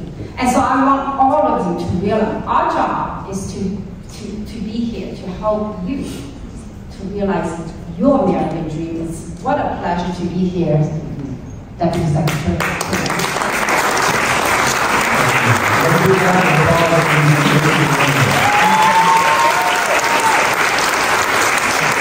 Maybe you can take a selfie with the audience in the background. I have my phone, and everybody please smile. Thank you. You can cover it.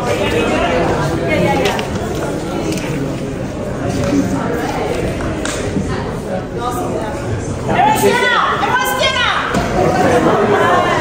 Ready? 1, 2, 3. All right, another round of applause for our first five-side check.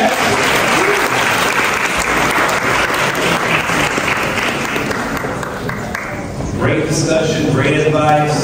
Always great to see Don Gray. I'm the other Don here at the Department of Commerce. And every once in a while people say, oh, you're Don Gray. I'm trying to slim down so I can say yes, I am. But it's not working. All right, next, we are going to have a very important panel. And the name of that panel is Equity in the CHIPS and Science Act. Now, you've all been hearing a lot about CHIPS and science, the act that was signed by President Biden. The Biden administration has entrusted the Department of Commerce to oversee $56 billion in investments in our nation's semiconductor industry. This is a once-in-a-generation opportunity for our businesses, all of our businesses, and for our nation, and the Commerce Department is ensuring that we are investing with intention. To open the panel, please let me introduce Mr. Jimmy Ferguson, who guides National ACE's policy mission. And he can teach us a thing or two about entrepreneurship. He and his wife have owned and operated 23 McDonald's franchises across Texas. And I know National ACE is grateful he has brought his talents to their organization. Ladies and gentlemen, please join me in welcoming the policy chair of National ACE, Mr. Jimmy Ferguson.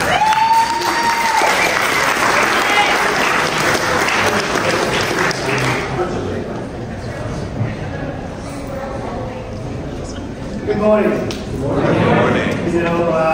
Just want to let you know that I spent 5 years, my wife Cindy and I spent 5 years with one restaurant. We did everything.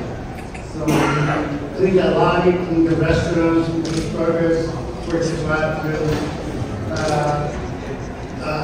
welcomed the customers. So it was a long journey, but with consistency and passion and loving our people, we can all do it. I want to share with you that creating helpful incentives to produce Semiconductor and Science Act of 2022 is better known as CHIPS, much easier. And it was signed in August 9, 2022, and it's designed to boost U.S. competitiveness and innovation in the national security. And what we want to do is that the CHIPS and Science Act will redirect $280 billion over the next 10 years in research, development, tax credit, and economic development. And today we have experts in the U.S. Department of Commerce to explain to us, to explain to the AANHPI community, small business owners, and how we can access the opportunities with the Chief Selects and Science Act. So we have a panel of 3 individuals, and they are, well, the moderator will be Connie Patterson, Senior Advisor for Opportunities Inclusion of Chips for America, U.S. Department of Commerce. I believe. And also on the panel, Farouk Sai, Director of Public Engagement for CHIPS Program Office, CHIPS for America, U.S. Department of Commerce. And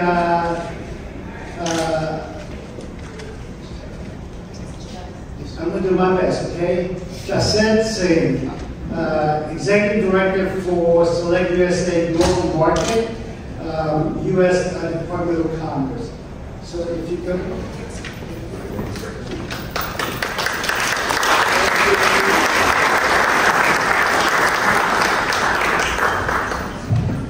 Well, good morning, everyone. As you all know, small businesses are always very flexible and nimble, and I hope you will be nimble with us. You'll notice that it's 2, not 3, so I just share the regrets on behalf of the Executive for Select USA. But we're excited to talk to you about CHIPS for America, and we're also going to do a little bit of interactive work with you to kick us off, if you don't mind. And then I will invite my colleague Faye Bruce to give a presentation, and I will pinch hit, and then we'll have a bit of a conversation.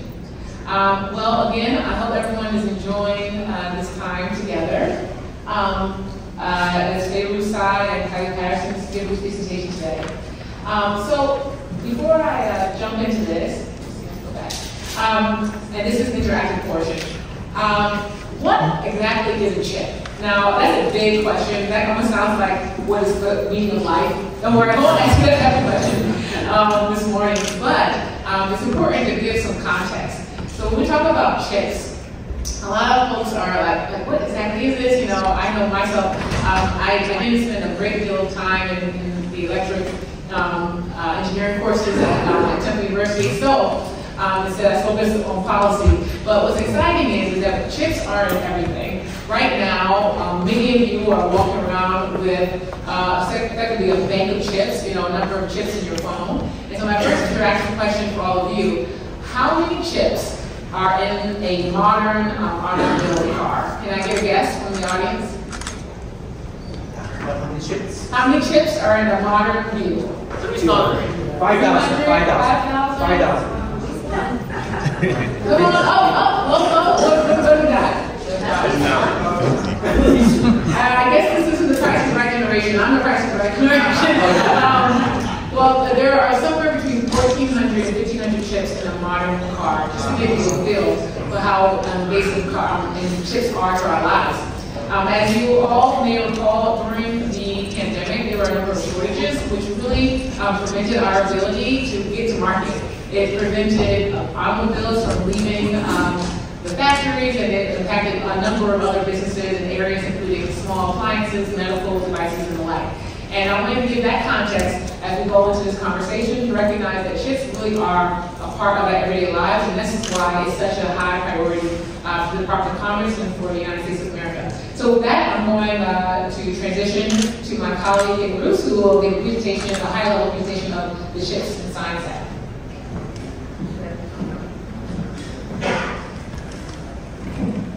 Okay, yes. Thank you, Kylie. Well, good morning, everyone. Thank you so much for being here and for having us. So now that we, for the most part, know what a chip is, let's get into what is the CHIPS and Science Act and really the CHIPS program. And then hopefully what that means for a lot of you in this room today.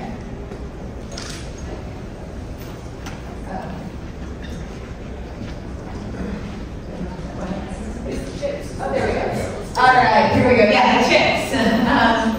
So the CHIPS and Science Act was programs were created in response to the need that Kylie laid out. And Congress last summer allocated about $52 billion to advance these this program and policy needs. $39 billion for incentives in manufacturing and $11 billion for research and development.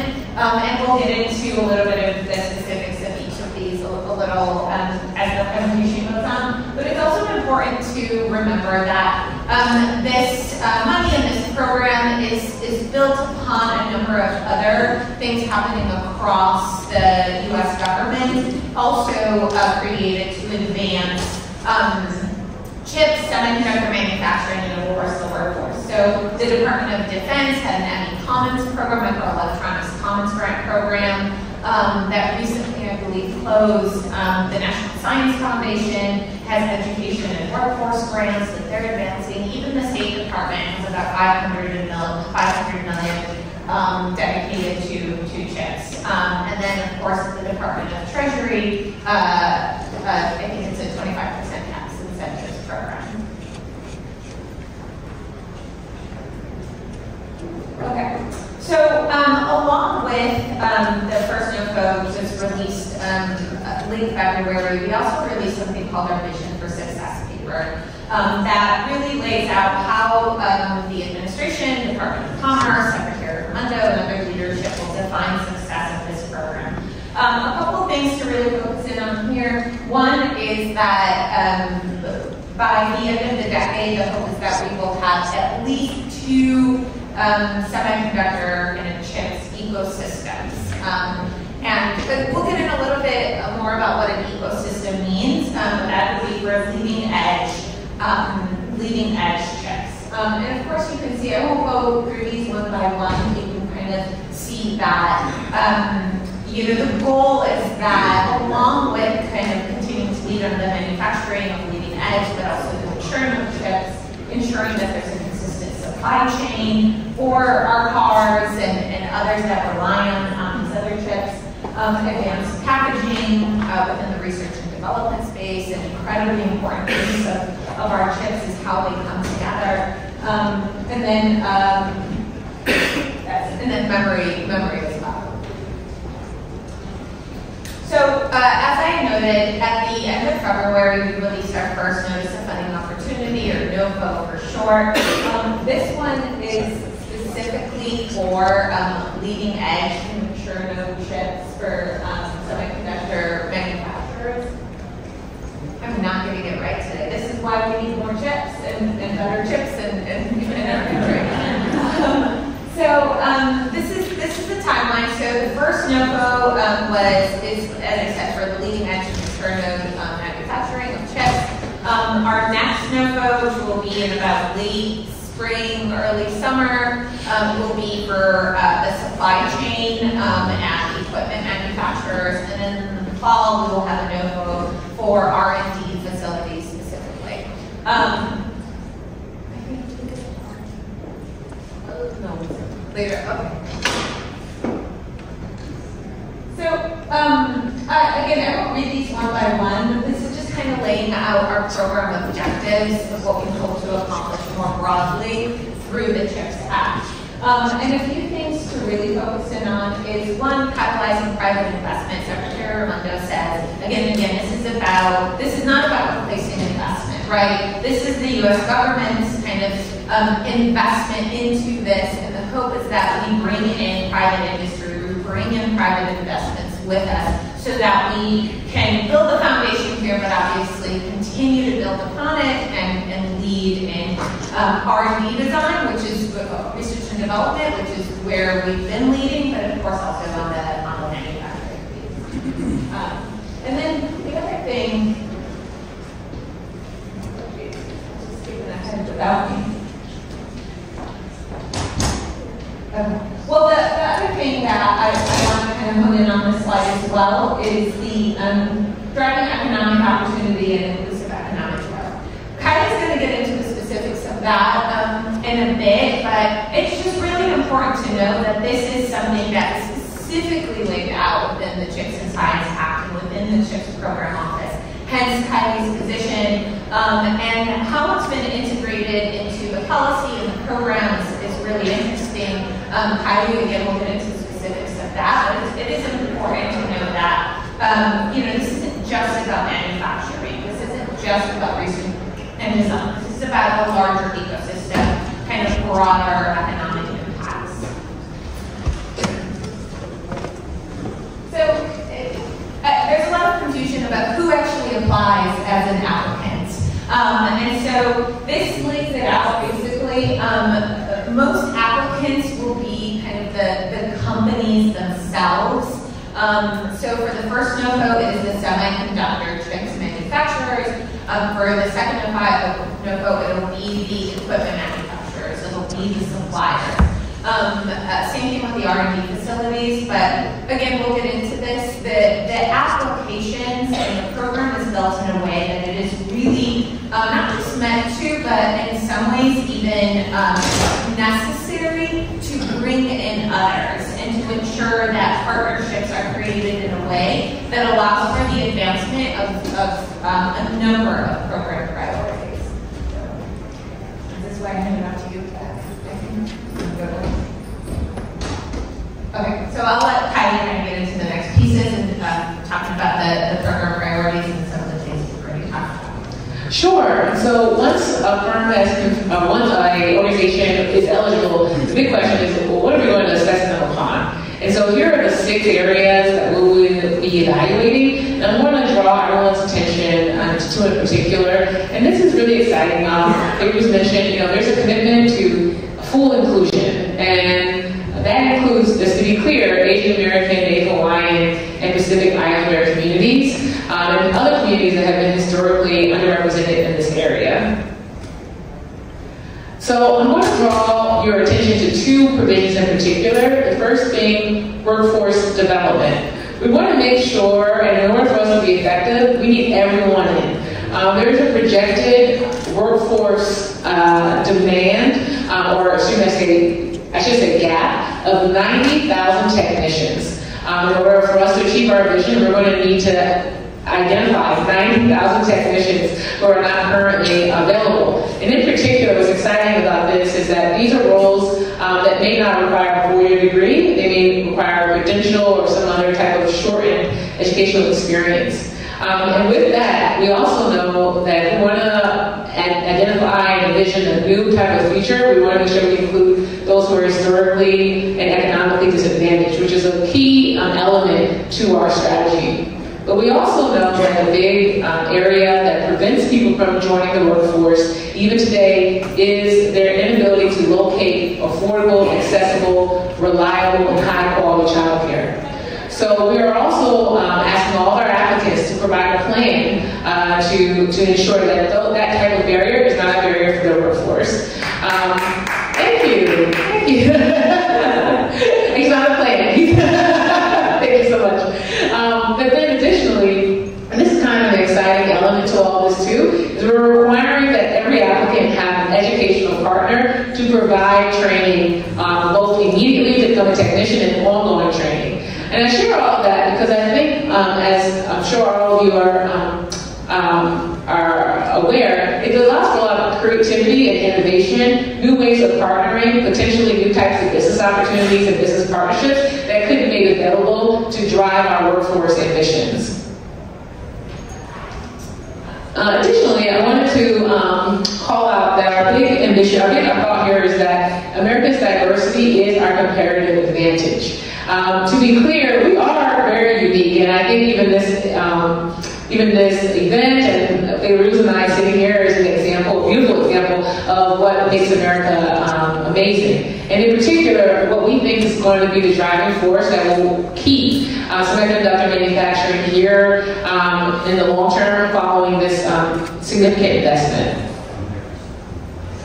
One other area I want to call out is around how we want to be place-based. We recognize that not every place is going to be the same, and so the workforce development ambitions in any particular area are going to be much different. But I think that's what's exciting is that we know, for instance, again, with all of you, your businesses are located in communities community, you know your communities very well, you know what's necessary to achieve your various ambitions, and we're asking for similar levels of partnership when applicants are pursuing these incentives, to look at their area and to identify what's going to be necessary in the region and what other barriers they may encounter as well. For instance, affordable housing, transportation. We really want to make sure that applicants are looking at the full experience of the workforce so they can address any barriers. The next area, perfect. Next area I want to call your attention to is our broader impacts area. So we're evaluating a number of criteria, but I'm going to draw your attention to a couple. First and foremost, in that upper right-hand corner, inclusive opportunities for businesses. Every applicant will have to provide a plan, a supplier diversity outreach plan to ensure that they are not only, of course, producing chips, but that when they're doing this in partnership with businesses in the area, minority-led, women-led, and veteran-owned businesses. So that's a key component to the work, and again, I share that with all of you for your own planning purposes if you like. Additionally, we have a commitment around content preferences, effectively made in America. So we're looking at all of the supplies that go into the expansion of a semiconductor manufacturing facility. So that's the metal, that's the rivets, etc. as well.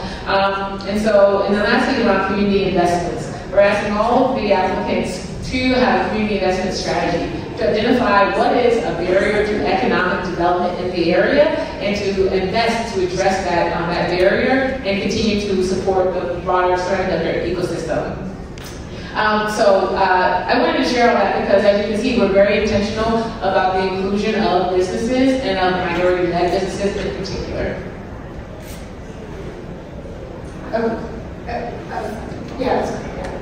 Okay, so we touched on this briefly. So in addition to the incentives and manufacturing piece, there's the research and development side of R&D, which is $11 billion. Seems small compared to $39 billion, but still a lot of money. So here are just kind of, again, some of like the vision for success is laid out by the R&D program. Again, workforce is going to be an incredibly important piece here, and something that the program and staff will be paying specific attention to.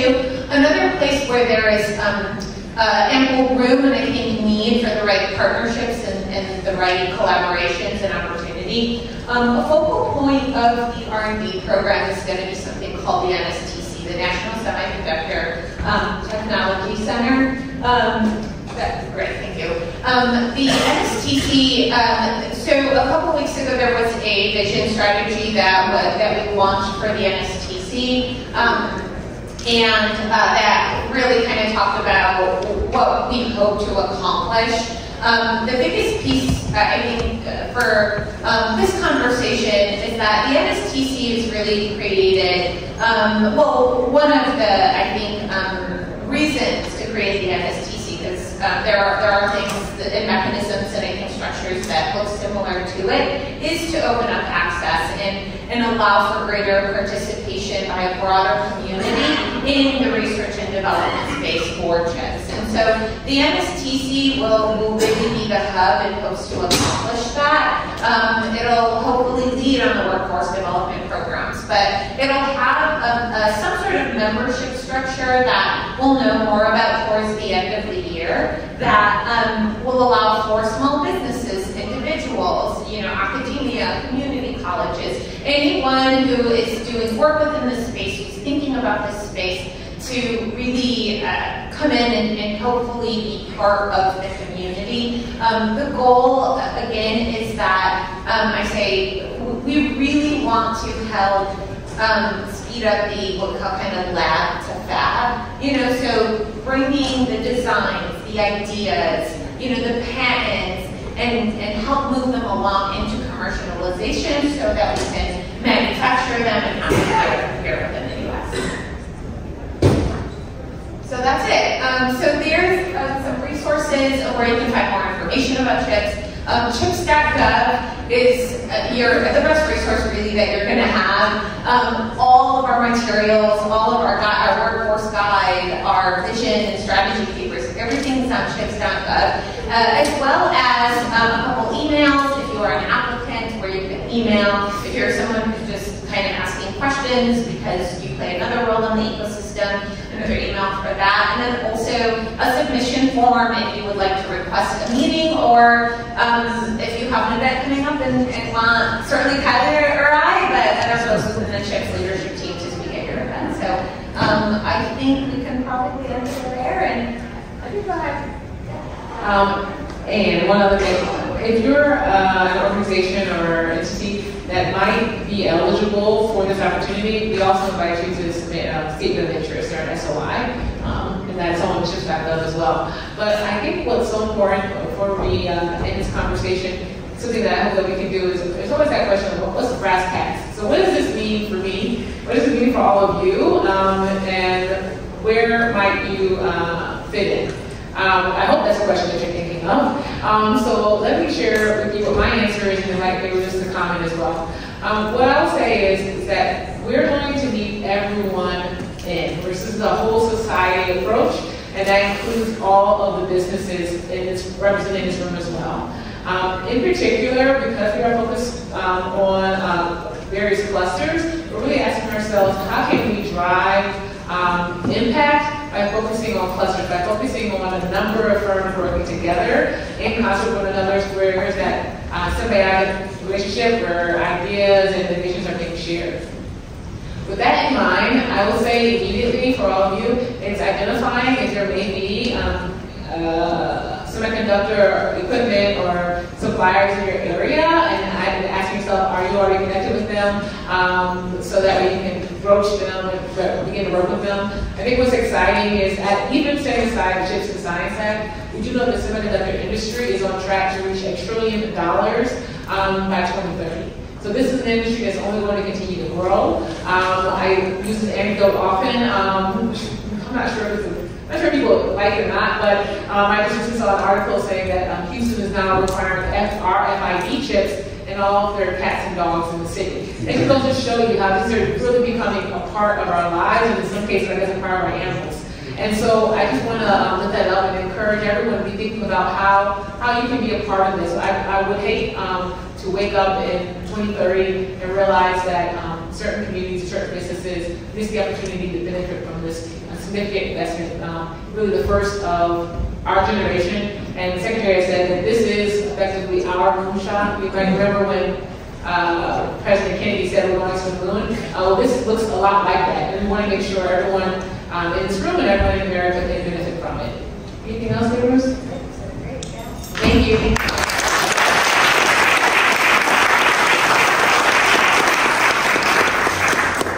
Great discussion. Great discussion. And as Ms. Patterson just said, just an amazing opportunity for all of us. And what we are working on, I think you heard it from both of these women, young women, but brilliant women.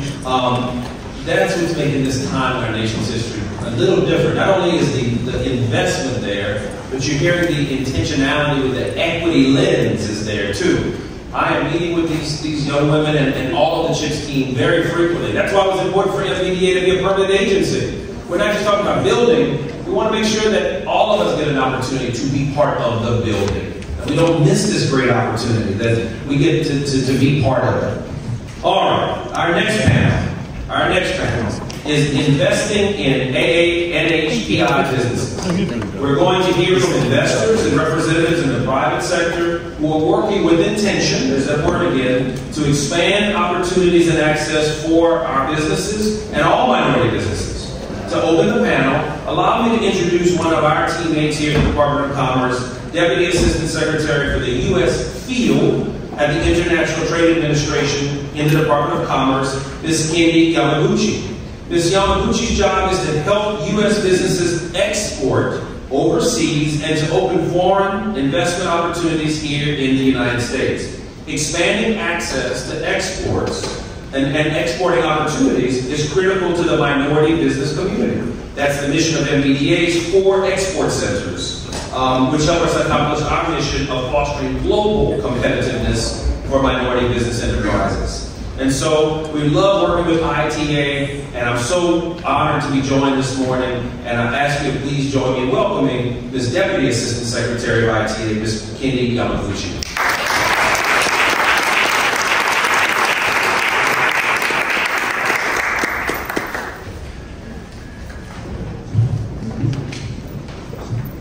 Thank you to National ACE and NBDA for inviting me here today.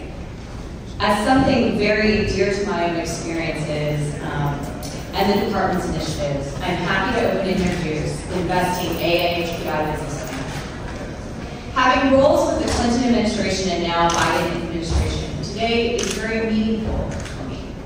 And the reason why it's meaningful is I had the opportunity to work on the executive order creating the White House Initiative on Asian American, Native Hawaiians, and Pacific Islanders. And I've sought ways to build public, private, and nonprofit sector work together to advance opportunity, justice, and equity. While Deputy Mayor of Seattle, I coordinated city priorities on business culture initiatives and external relations, promoting job creation, public investment, and culture diversity. Investment into the Asian American, Native Hawaiian, and Pacific Islander community is something that the Biden administration and previous work has reflected. In my current role as the Deputy Assistant Secretary for U.S. Field, I oversee nearly 300 trade professionals across 106 U.S. offices in 48 states and Puerto Rico, working directly with U.S. businesses like yours. These professionals are boots on the ground to advocate for U.S. businesses, counsel clients on opportunities available internationally, and ultimately to help them grow as a business and grow jobs in our communities. Coming from a family that owns several Asian American businesses, I know the challenges and obstacles that are faced, and I know how important it is to be able to access resources within our community. The U.S. is the world's largest economy, and it is blessed with one of the most diverse populations in the world. And this diversity is the source of much of our strength for innovation, creativity, as well. While we have a duty to ensure that the benefits of trade are felt broadly, it also makes smart business sense to leverage the advantages of our communities and our diverse families and businesses around the country. And this means expanding outreach and opportunities for our businesses from underserved communities, including rural communities and minority and women-owned businesses. So one thing we recently launched in 2021 was the Global Diversity Export Initiative to reach specifically diverse businesses in underserved communities, including Black, Hispanic, Asian American, Native American, LGBTQI+, veteran, disabled, and women-owned companies. And this is to ensure our programs and services reach underserved populations. Our GDI team enters several strategic partnerships with over a dozen business organizations across the country, ranging from the National Business League to the Asian American Chamber, and so many more, just to name a few. Our U.S. Field colleagues also work very closely with NBDA, SBA, XM, USTAA, and others to bring export resources to underserved business communities. And I'm pleased to share, most recently, we organized a trip to Asia. If many of you did not attend or are not aware, you have the opportunity next year as well to attend what our most recent event was called the Trade Winds Conference. And it occurred in Asia, Bangkok, and Thailand, with mission stops in Indonesia, Malaysia, the Philippines, Singapore, and Vietnam. And if I could add, it was the second week that I was in this position, and I was able to attend that event and just see the amazing things and the opportunities for our businesses across the United States. 112 U.S. companies attended from 34 states. 90% of them were micro, small, or medium-sized enterprises. And 37% of these companies and organizations were minority, women, veteran, disabled, and rural owned. And this is but one example of how we're weaving our focus on reaching and serving previously underserved communities in everything that we do. We are also in the process of planning the GDI trade mission to South Africa, Ghana. So many of you can take a look at another opportunity upcoming, with an optional stop in Nigeria, and that is scheduled for August 6th through the 15th. We have currently received more than 100 applicants for this mission, and are still accepting applications till May 31st. I always have to plug an upcoming opportunity. So I'd now like to introduce our esteemed panel, starting with Dr. Karen Eng. She's the president and CEO of CSMI and is a board member of National ACE. She was an optometrist with a doctorate from the New England College of Optometry. She switched careers and industries to take over her family business. CSMI is an engineering firm, and she has used her professional success to support, promote, and mentor other girls, women, and minority business owners, particularly in STEM. Her company is especially dedicated to developing and implementing an effective supplier diversity program, which serves the participation of minority, women, disabled business enterprises. So, Ruben Barros is the Senior Vice President, External Engagement, Diverse Segments Representation, and Inclusion at Wells Fargo. That's quite a lot of work. He works to advance Wells Fargo's diversity and inclusion efforts for employees, customers, and the communities he serves. Ruben served as President and CEO of Grow Labs of the San Diego Regional Chamber of Commerce and the joint venture Silicon Valley Network. He also led an effort focused on increasing the number of Latinos elected to state and local government. Prior, he served in the White House as Deputy Assistant to the President and Director of the White House Intergovernmental Affairs. The son of Mexican immigrants, Ruben was the first Latino elected to the San Mateo County Board of Supervisors. He was recognized as one of the 100 most influential Hispanics in the United States by the Hispanic Business Magazine. And he received the Otley Award from the government of Mexico for his commitment to improving the well-being of Hispanics in the United States. Next, I'd like to introduce Fubi Fubi. He is the founder and owner of FT Manufacturing and Ivan Avenue. FT Manufacturing is a full-service apparel manufacturer specializing in direct-to-garment and embroidery.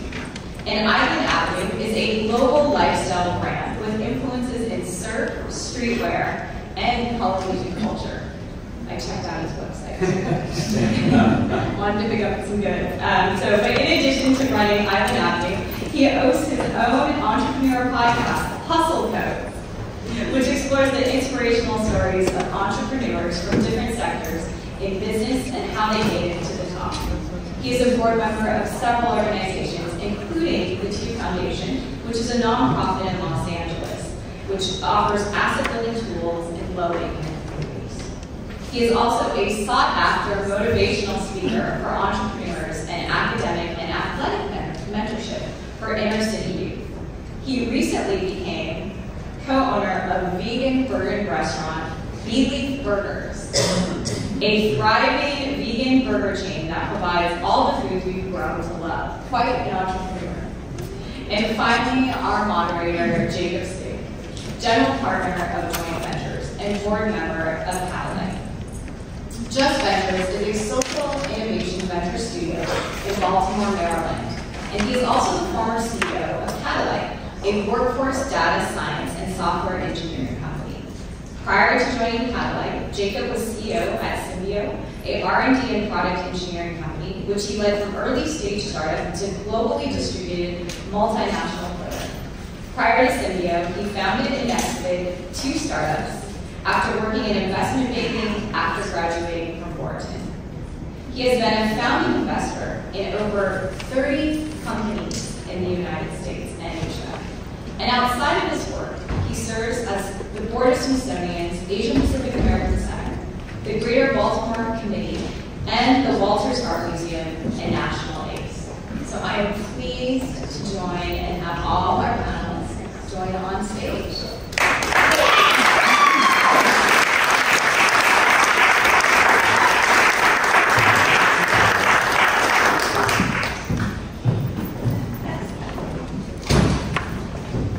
Let's do this really quick. You guys can been sitting around for quite a while. Stand up, take a stretch, because I want you to really listen to my panel. Pay attention. Stand up.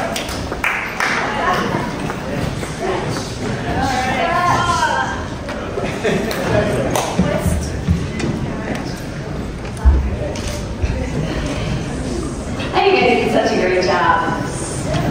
Fantastic. You guys got a mic? Get a mic? Hey, grab a mic. Let's go. As I'm sitting here. Good morning, everyone. One more time. Good morning. Good morning, everybody. There we go. All right, we're gonna flip this up a little bit. I am your moderator, not Jacob. And then we have Provide. We have Ruben Farrell, and we have Jacob Sue. So now the slides are proper. All right? So let's cut to the chase. The question that we all have, and we are most interested in, is this: how do we get access to capital? We at National ACE exist solely to help you, and today we have an impressive lineup of people who have answers and who are able and willing to guide you to the promised land. We also have some AAPI entrepreneurs who have battle experience in the trenches, and they will share their experiences with you. We want you to walk away from today's event with specifics and results. How can you think differently? What you can do differently, and who can help you. Think this is worth your time? Yeah. Pretty good, right? All right, without further ado, please allow me to introduce, again, 3 of my dear friends. 2 of them I recruited onto the board for National ACE. That's always been up in a fan of this for many years. Very handsome group of men, by the way, too. All right, so here we go. Ruben, Provide, and Jacob. Here we go. I think we all agree that your mental attitude plays a crucial role in your success as an entrepreneur. To that end, what one mental attitude do entrepreneurs have to immediately drop?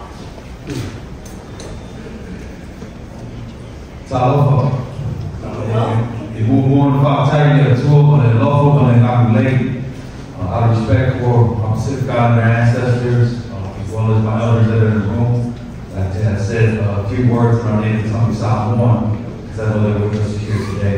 First, again, thank you guys so much for this great opportunity to sit on this panel with my colleagues here to talk about a subject that I'm very, very passionate about. And to answer Karen's question, I think the one thing that entrepreneurs need to let go, especially at the inception of their journey, is that they can wear all the hats, right? Right out the gate, as entrepreneurs, you have this vision, and you're trying to get everybody to buy into it, and you want to design the shirt, you want to produce the shirt, you want to do all these things, and at first, that system works, right? But at scale, it actually doesn't. So as you go along your journey, yes, you need people to buy into your concept, whatever that is. But at some point, you have to create a team that's going to complement your strengths. Obviously, you have to address your weaknesses in order for your concept to actually be brought to market. So I think the one thing you need to let go is the fact that you have to do all of this on your own. Right? As you go down your journey, you'll start to align with people that want to buy into it, and at that point, that's when you want to build a strong team for your actual vision. Thank you. Want to go, Jenna? Yeah, I'd say probably in this environment, especially, a lot of times we hear about entrepreneurs, this idea of let's just follow a vision, let's do our dream, right? If we build it, they will come. But in this environment, we're going through massive change, right? From economic change, geopolitical change. Now we've got technology shift that's happening underway that's quite bigger than the transistor ever was. So, now, especially more than ever, it's this is the time when we have to be scientists. Right? We have to lean into the change, right? The velocity of change is only going to continue to accelerate. And so this environment is just being adaptable and being able to kind of build, test, and learn on your hypotheses and continue to iterate. Yeah, that's a great point. Testing. That's a great point. Oh, there we go. Great point. Thank you.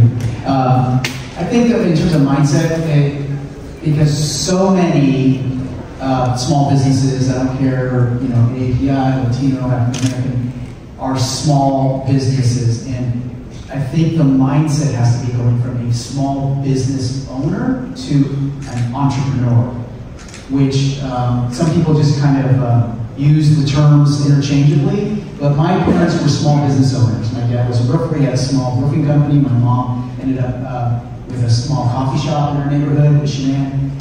But my parents are my heroes. But they're not my business models, because they were fantastic small business owners that never, I don't think they saw themselves as entrepreneurs, like growing something, building on something. It was almost like self-employment.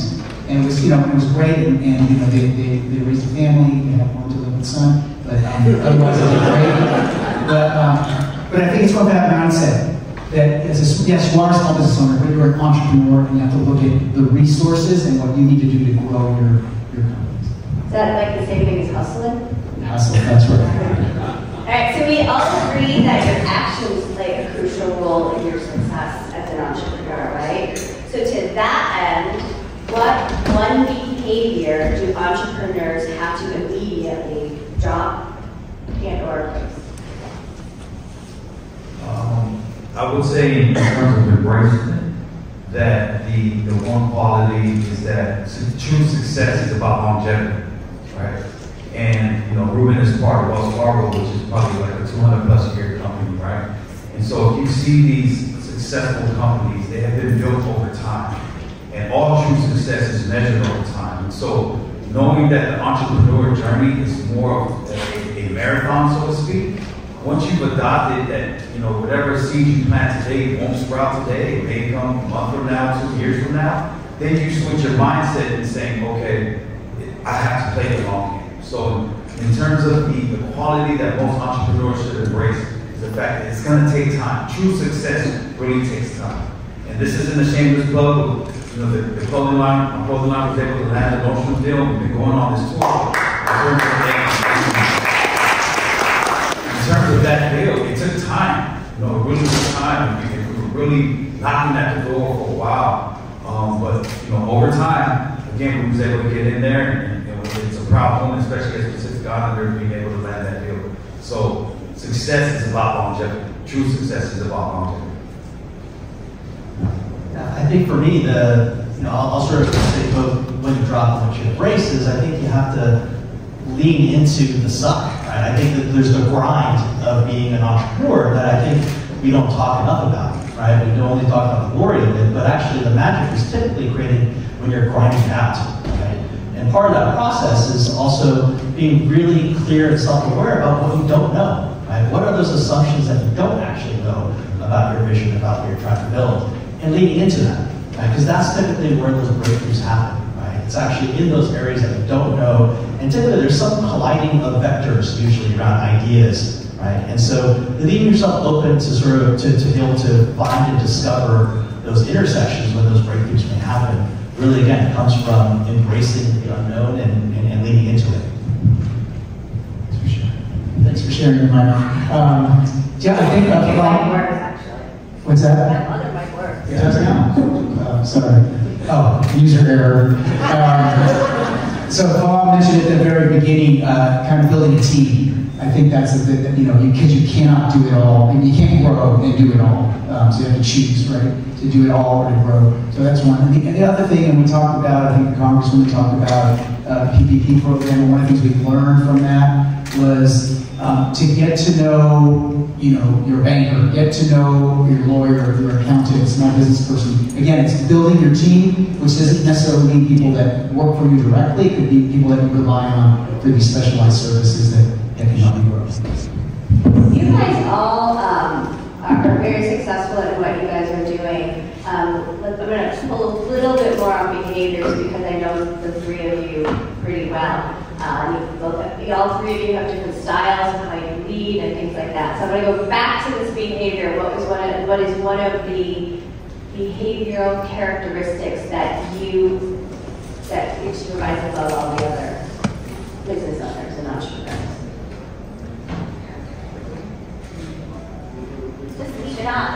So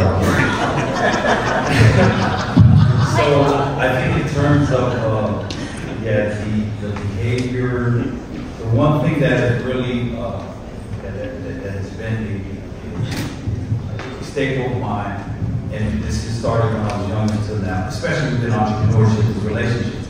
I truly believe true currency is in relationships, right? You can create, a relationship with someone and do a one-off deal and never do something again. But when you build a genuine relationship with somebody, it lasts not only your lifetime, but this is generational wealth type lifetime, right? So I truly believe that the relationships that you build along your journey, whatever business sector that you're in, I truly really emphasize that. We're all here, as you guys can see, to build relationships, right? The deal may not come out of it today or next week or whatnot, but then you water that relationship, and over time something may come about. And 20 years later, when it's time to call that person back, Ruben, we call you back, that Ruben might answer the phone because we have established a great relationship. So I can't help to really emphasize just building great relationships along your entrepreneurship. Yeah, I'm going to build on what Father said, because I believe in just making lots of friends. Right? In fact, I think I learned something when I was doing a lot of business in China, which is make friends first and then find a way to do business together, which has kind of been a way of my mantra of how I've kind of developed most of my companies. And so one of the best practices, one of the things I started doing, going on almost 20 years now, is that I actually make it a thing where every week I try to meet somebody new over a cup of coffee or something. It's not business networking. In fact, by design, I try to randomize it, or it could be the guy who goes, drove Uber on the way over, or it could be, somebody who's, working in a restaurant. But I like to sort of just meet people and just spend an hour in their shoes. And you'd be surprised, over 20 years, just by doing that one little simple practice, I've had friends all over the world, and some of the biggest deals, some of my biggest successes came from some first or second order connection that I made by just meeting a new person every week. Including 3 companies I've acquired in the past. So you'd be surprised how quickly that snowballs. And so that idea of really being able to build that network, build that relationship, but really truly cherish it like a relationship, right? Don't treat it like a transactional business networking thing, right? Truly value the relationships that you're building, and it'll come back to you in multiple.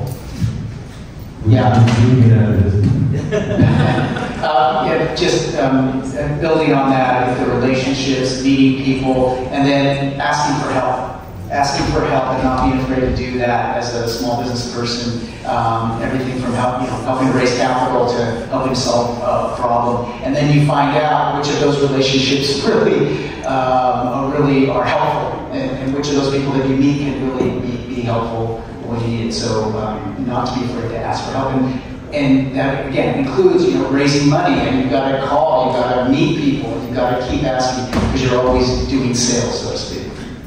All right, I'm just going to cut some of this up. So my thing for y'all is you have a huge amount of equity and passion for your family, right? Every time you talk about your family, you talk about how everyone's doing, and how you want to help your family, and how you want to grow and bring everyone in. So I think that is an important part of what you do and how you run your business, and like the success. Everyone wants to help you because you reach out to your family.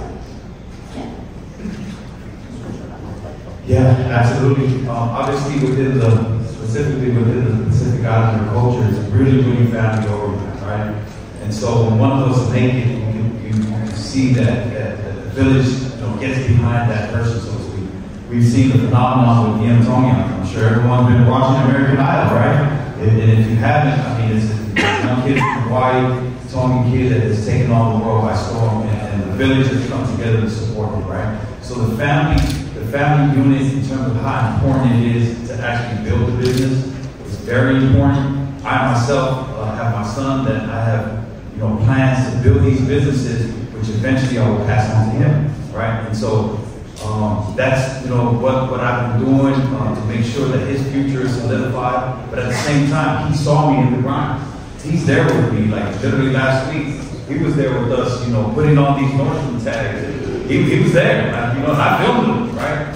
Now, there's a sense of pride for us to actually do that together as father and son alongside the rest of the team. So he knows what it took to actually do a deal like that and run it all the way through. So yeah, family definitely very important to build the family business. And so the kids actually know what it took, you know, from day one. So that way when it is passed on, right, they were there with you guys, grinding it out from the beginning.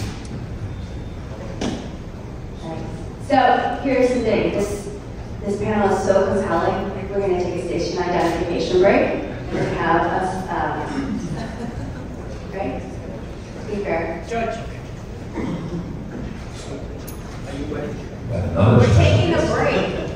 Yeah, Undersecretary Graves. Please give us 1 second. All right, we'll go back to you. We'll go back to Jacob. We'll go to Jacob, right? So my thing with Jacob is, oh my goodness, all the businesses you've had, all the businesses you've built, and then you have this thing that you moved from Silicon Valley to the Baltimore area because of a passion to empower and help the underrepresented. So I think that has a lot to do with your success. So when you start giving back and helping others, the business comes back to you even more. So do you want to address that? Yeah, no, I think, and this is kind of how people always find it weird that I'm in Baltimore, right? It's not an obvious place for an Asian American entrepreneur to go, especially someone who spent both his career in Silicon Valley. And I'll tell you what's fascinating for me is I'm an immigrant. I was born in Taiwan. I immigrated to the U.S. when I was very young. And so I've lived this immigrant journey. And one of the things that has been sort of fascinating for me has been the parallels between the immigrant journey and what I've gone through, and frankly, some people I know in Baltimore who, in some cases, have come out of 4 or 5 generations of poverty. And the thing that really drives me, that really is kind of my true north of everything that I do these days, is economic mobility. Right? I've spent a lifetime trying to figure out what is it that actually enables people to break out and reach their full potential. Because I grew up in an immigrant community where everybody around me basically went on to become successful, right? And there are principles that I've sort of learned living that life that I'm really trying to pass on and share. Because I've actually come to appreciate that a lot of people don't know what that journey is, right? And some of those lessons. And I think that's something that I think we can synergize across business, and it's a key part of my business strategy in Baltimore. Appreciate that. And lastly, I'm going to go on Ruben. And you have this fancy schmancy title, Senior Vice President, External Engagement, Diverse Segments, Representation, and Inclusion for Wells Fargo. One of the things I love about you, Ruben, is even with that fancy schmancy title, you are like always talking to us business owners, always talking to national agencies supporting them. And you could kind of be snooty if you wanted to be, because you're like SVP, but I really think that is also a part of your success. I didn't realize I could be snooty, so that's an option too. Try that next. So actually, I've got the title and the pretty face, but it's actually Chris here and Tron here from Wells Fargo, who on supplier diversity and on small business banking are the ones that actually make it work. We've got such a diverse team within Wells Fargo that I'm really proud of what we're able to do in terms of serving diverse communities. So with that, I'm just going to keep moving here. So we want you to know, I'm speaking on their behalf. So for Wells Fargo and Ruben, he is available for you to help to reach out and need any kind of support, right? Yes, absolutely. And then for Jacob and Pavai, both really, really cool people, very successful. I know that if you come up and talk with them, and I know if you ask them or find them on LinkedIn or whatever, they will reply back to you. And if not, you call me and I'll make sure they'll reply back to you. So with that, I think we have to close up our panel, right? Yes. So thank you so much. Thank you.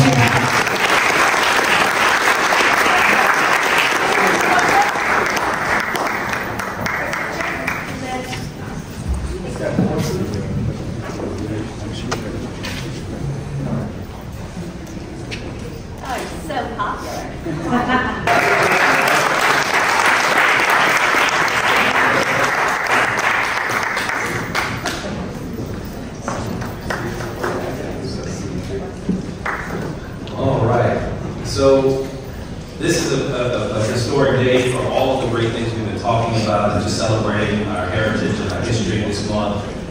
But although we've already had a deputy secretary here today, which is a big deal, nothing's too good for you all. So we want to have a second deputy secretary.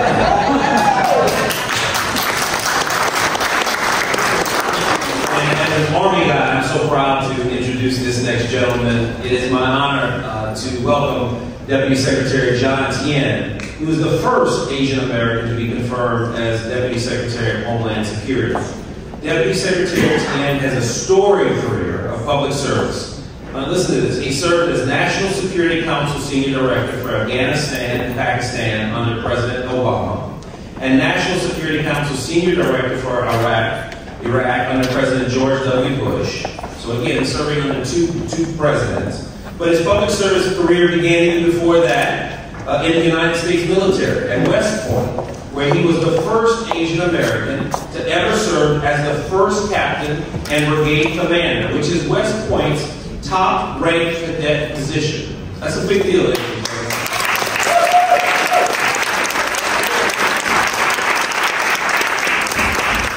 The nation is fortunate. We are blessed to have such a proven leader leading and helping to lead one of the most critical departments in our administration. Please join me in welcoming Deputy Secretary of the Department of Homeland Security, Mr. John Tien.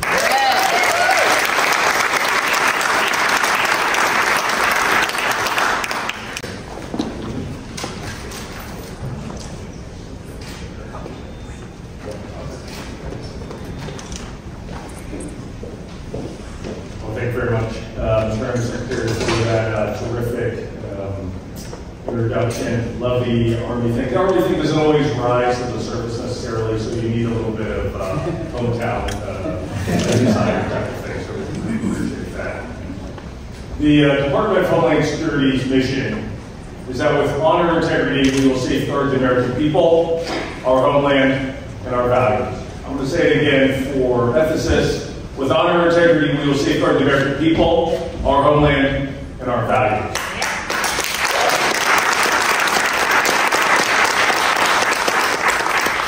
Remember that. I usually just do it for emphasis because people don't necessarily go to the DHS website for your mission statement. I never thought about it as a way to get an applause. I think I might have to do it. I think I might have to either always use that, raise my tone of voice even more, or bring it down with raise my tone. I think I like the second part better. Because then I'm guaranteed it's going to work. You know, it's a pretty important mission. And when I look at this, and I look at this community that's here with us today in your great summit, you're part of that. You're absolutely part of our community. And we know that. Now, people generally tend to think of the Department of Homeland Security, they think about the border, especially these days, they think about the southwest border, they think about the Western Hemisphere. But indeed, the Department of Homeland Security safeguards all of America, all Americans, all communities, all sectors. And that includes our business community, and that includes our AANHPI community. Now I know that our community has been under threat, has been under assault in so many different ways. I went out to Monterey Park about 2 weeks after the mass shooting out there. I met with the entire group of senior leaders, the local leaders, the mayor, the local Congress people, the council members. We know if they're from Los Angeles how important the council members out there. And importantly, I met with the nonprofit leaders, the business leaders. And one of the things they said to me, we were very focused, of course, on helping the community recover, especially from a security perspective. But one of the folks who came from the business community said, it really impacts the business community because it creates a stigma around this particular community, and we need organizations like the Department of Homeland Security, like the Department of Commerce, like the Department of Treasury, and others in the federal government to come back in here and show that we respect the community and that we are providing what you might call, not necessarily money, it could be grants or things of that nature, but really the federal government building fees to say, this is a community that has been attacked, this is a community that needs to recover, and this is a community that we respect and appreciate. Now, that's to the right of the event. We obviously don't want to be always to the right of the event. So one of the things that we focus on quite a bit at the Department of Homeland Security is actually outreach to the communities, whether it's the nonprofit part of this sector, whether it's part of the faith-based, whether it's schools, and definitely including in terms of the business community. So we set up something called the Center for Prevention Programs and Partnerships. And what this is called CP3, and this is a way to reach out to communities and say, how do you become more resilient? How do you become more prepared for what is seemingly to be the eventuality of a violent act? So that's one way to do it. Now that's outreach, and happy if you're ever looking for a connection to the Department of Homeland Security, I go through our local coordinators. We have a CP3 organizer in every one of our big metropolitan communities. We also do it through preparedness grants, through resilience grants, in particular through FEMA. Now, most people think about FEMA and they think, FEMA shows up when there's a hurricane, when there's a tornado. Do we have any Californians in here? We have a lot of different. I'm in California, by the way. When I went out to Monterey Park, I mean, it struck very close to my heart because Monterey Park, as you all know, probably better than I do these days, it is definitely a minority city, majority Asian American city. But you know where I grew up, where I went to high school, where I met my girlfriend and now wife 37 years ago. We try to plug her a little bit. So,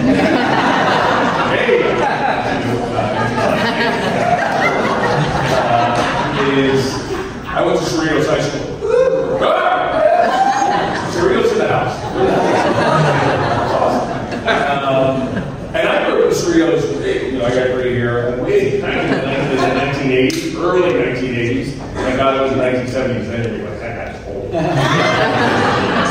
And already then, Cerritos was probably 51-52% decent, and now it's booming. So, when Monterey Park got attacked, I was like, wow, it's just a lot like Cerritos. And we, the reason I brought up the California piece was hurricanes, tornadoes. And now we in California, I still consider myself a Californian, that we in California learned this new term from FEMA called the atmospheric river. And really bad rain, and it's not great for the community. Climate change is real. And so usually people think of FEMA and they think of the right side of the event, the hurricane, the tornado, the atmospheric river, or earthquake. But FEMA, 49% of their job, 51% of their job, this is rough estimates, 51% of the job is all about coming and helping folks recover during one of the most crucial and critical times in their life. But again, a big part of FEMA, 49% is about preparedness and resilience. So we have two different kinds of grants that come from FEMA. One is targeted violence and terrorism prevention grants, and then the other is around nonprofit security grants. And this is, again, about reaching into the communities. This is about $300 million in total across the United States of America. And one thing that we were finding was that, and this is nothing against the folks who had gotten our grant money before in prior years or against prior administrations, it's just the reality of how the grant programs work. The folks who've gotten grants before, they're maybe sort of just got really good at it. They really understand how the process works. And so you're just giving more money to the same people time and time again. But who ends up becoming marginalized from this? It's usually communities of colors, like this community. It's usually smaller communities, like this community. And oftentimes, it is outside the normal way of events. And that means that those communities end up becoming even more vulnerable. So it is the Targeted Violence Terrorism Prevention Grant, TVTP, and then it's the Nonprofit Security Grant, NSPSG. Those are the two big grant programs. So again, if you're part of the communities, if you're an elected official, if you're a part of the business community and want to try to drive your organizations towards FEMA, please aim at those two. The third way that the department connects to this community in a very specific way is through cybersecurity. Now, unfortunately, ransomware isn't just for big Fortune 500 companies anymore.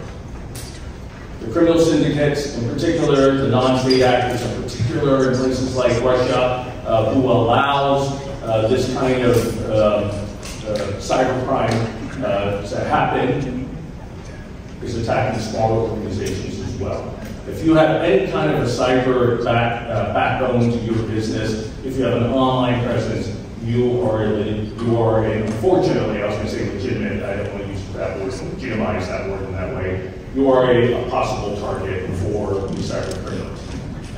We realize that, we've got to make sure that the big boys and girls out there, the big Fortune 500 companies, they have to have those things under control. Well, if you're a Fortune 500 company, you probably have the margin, quite honestly, to make sure that you have the right kind of cybersecurity defenses in place. So one of the things that we've done in the Biden-Harris administration is to democratize, or perhaps an even better word, spread the wealth here and make it even more accessible to organizations like all of yours, and communities like all of yours. And that's been a chief aim of the CISA, the Cybersecurity Infrastructure Security Agency. The Cybersecurity Infrastructure Security Agency. Not looking for an applause line. I was like, this is I said it because the organization renamed itself from a NPDD, which I said, well, that was your problem. You can have any vowels. You can have 2 vowels. That's the way to get for people to remember. So, Cybersecurity Infrastructure Security Agency. And what they do for free, literally for free, is to provide at their website a slew of different materials and information, intelligence is what I would put it. I don't know why I did air quotes. It's literally intelligence about well, I did a little bit of air quotes because when you say the word intelligence, and I would like being in the Department of Commerce because usually I was just at the National Geospatial Intelligence Agency, and the entire, super cool buildings, I guess. It's like a spaceship. Fit an entire aircraft carrier in a food port, so it's pretty impressive. But the entire building is a skiff. Like, you can't bring anything in there. And usually when you're around folks like that, like spies, they get really nervous. They don't like us talking about that. They talk about intelligence. The problem is, for the Department of Homeland Security, we sit right at that nexus of where, well, we get to see all the super secret stuff.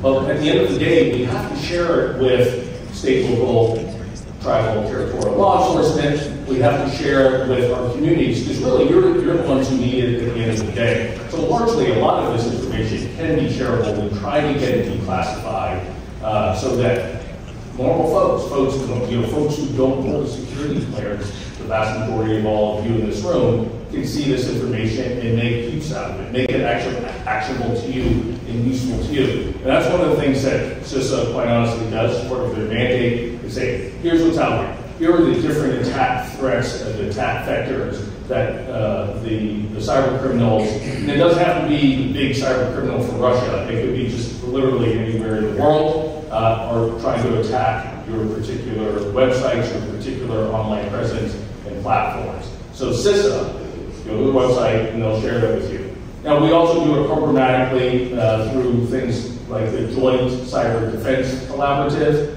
and that's the way CISA and DHS connects to the business community. To be fair, if you looked at the JCDC, most of you aren't going to be on the JCDC. They are the big movers and shakers in the business sector. Oh, maybe, do we have any Fortune 500 in here?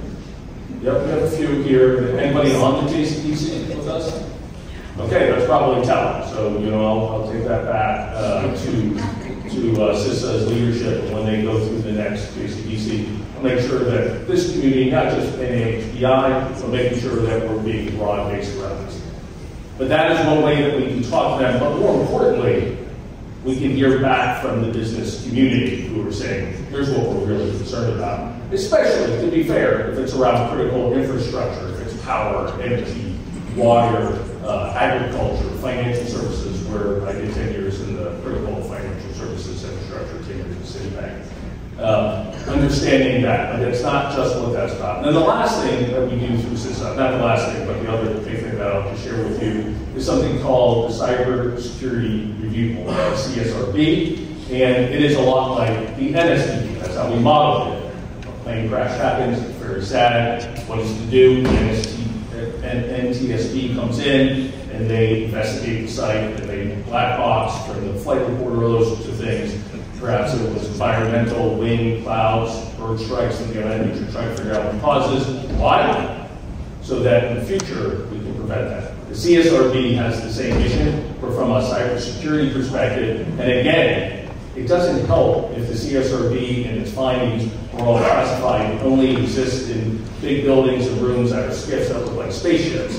It really has to be useful and accessible. It has to be accessible and useful and relevant to people just like you, just like ours, to the business sector, who quite honestly represent 85% of the critical infrastructure in the United States of America. I love the panel. I'm sorry I had to step out. I had to take a call to talk to another person who holds a classified, security clearance, and I came back in towards the end. Was it Jacob? You were talking about your first generation Taiwanese American. So I'm, or you're an immigrant, and I'm first generation. My parents, my father was born in Chongqing, China, mainland China in 1940, dating myself now, and he. My grandfather, so his father was part of the Kuomintang government, part of the Shanghai Czechs government, and when the communists came in post World War II, effectively drove out the nationalist Chinese. And so my parents fled China, fled their home, and thank goodness that the United States of America, over the next 5 years, 5 to 10 years, so about the mid-1950s, welcomed my family into the United States of America. My father naturalized in 1959. I was born in 1963. A lot of you are like, he sounds old, but he looks young.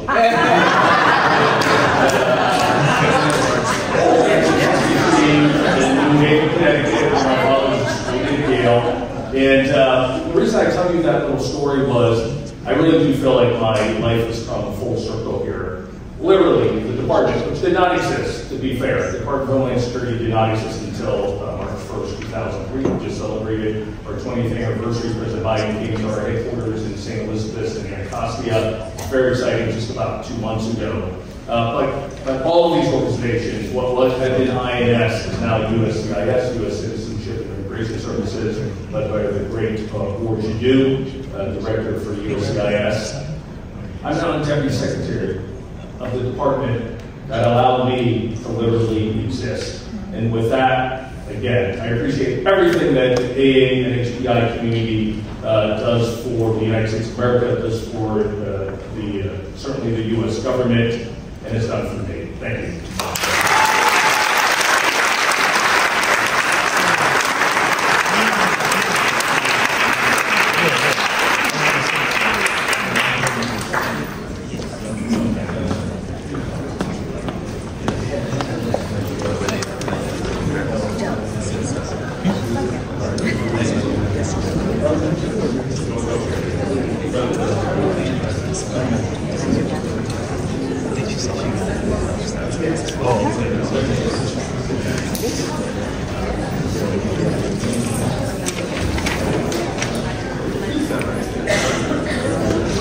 He's got 2 titles. He's Undersecretary of Animation.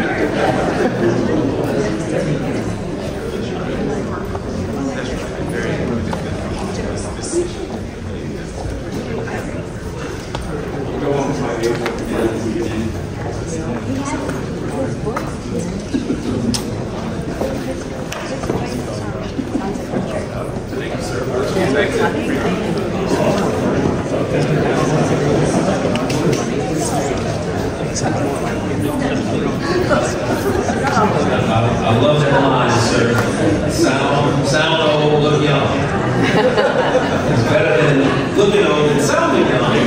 Just said, and abuse me like that's okay. All right, let's go. We're moving. We're making progress. We're almost at lunchtime. We still have a couple of trees for you before we leave. And so I do appreciate so many of you staying attentive and remaining in the room. I think it's very telling. And I think it shows that people are hungry. They want to know. But some of us are really some of us are also hungry for information and opportunity. And I think the fact that so many of you have stayed in this morning, it's very telling that you want to hear more about these great things. So we're going to keep it moving. Our next panel is titled Staying Competitive in a Digital World. And the Deputy Secretary talked a little bit about that. We have an outstanding group of leaders who are going to speak to this critical moment in our nation's history and in humanity's history, where we must take action to keep up with the demands and challenges of the rapidly evolving 21st century economy. With these challenges, though, come opportunities for minority businesses and communities to grow and build generational wealth. The Department of Commerce is helping make that a possibility by overseeing, this is some more money you got to know about, $65 billion from the bipartisan infrastructure law to implement game-changing broadband initiatives, making Internet for All a possibility for the first time in history. To open our next panel, allow me to introduce to you the Deputy General Counsel for the White House's Office of the National Cyber Director, Mr. Paul Tiao. Mr. Tiao has a storied legal career in the cybersecurity and energy industries, from serving in the United States Senate on the Judiciary Committee to Senior Counselor for Cybersecurity and Technology at the FBI. And now he is advising President Biden's National Cyber Director on some of the nation's most critical priorities. Ladies and gentlemen, please join me in welcoming Mr. Paul Tiao.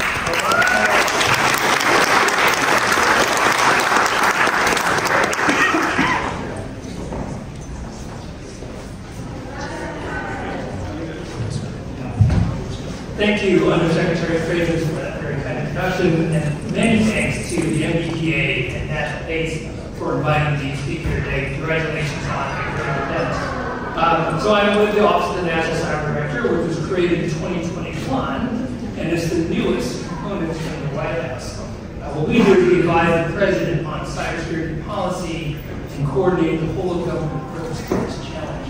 We do work very, very closely with the Deputy Secretary and his team at CISA and other parts of DHS, along with all of the other federal agencies that are actively in the cybersecurity space. We also have recently joined AANHPI and are working to translate cyber guidance into Asian American languages and promote AAs and AANHPI in this cyber workforce. I'll talk a bit more about that later on. So why should you care about cybersecurity? Well, according to an SBA-funded report, 50% of small businesses have been hit by a cyber attack. Cyber attacks can cause significant financial, reputational damage, and then also expose companies to legal liability. 60% of small businesses that are hit by a cyber attack unfortunately go out of business. So this is very serious. And there are some forms of cyber attacks that actually have a particular sort of connection to our community. Pig butchering is one of the most common forms of cryptocurrency extortion. It originated in Asia and still disproportionately affects AANHPI individuals and businesses, and we're working to address that specifically. So what should businesses be doing about cybersecurity? Well, if you go to the SBA website, they will recommend that you secure your networks, that you use antivirus software to keep your software updated, that you enable multi-factor authentication, that you secure, protect, and back up your sensitive data, develop a cybersecurity plan, a response plan, train your employees, and you can go to the Commerce Department, FTC and DHS websites for more information on how to protect yourself. So but I'm really here to talk about what the government's doing in this space and how it affects small businesses and what you can do to work with us. Not only DHS, but other parts of the government as well. So in March, the Biden-Harris administration issued the first national cybersecurity strategy in about 5 years. 5 years is an eternity in the cybersecurity world. So it was long overdue. My office led a whole government effort to develop that strategy, and now we are coordinating implementation closely with CISA, DOJ, and the Department of Defense, the intelligence community, and others. The strategy calls for two fundamental shifts. First, we must rebalance the responsibility to defend cyberspace. As you, as small business owners, you must feel this pain very, very much, very personally. Because today's digital ecosystem too often devolves cybersecurity risk downward on individuals, on small businesses, including AAPI, small and medium-sized businesses. We're asking those with the least resources, frankly speaking, to be our first and last lines of cyber defense. And that's not good policy.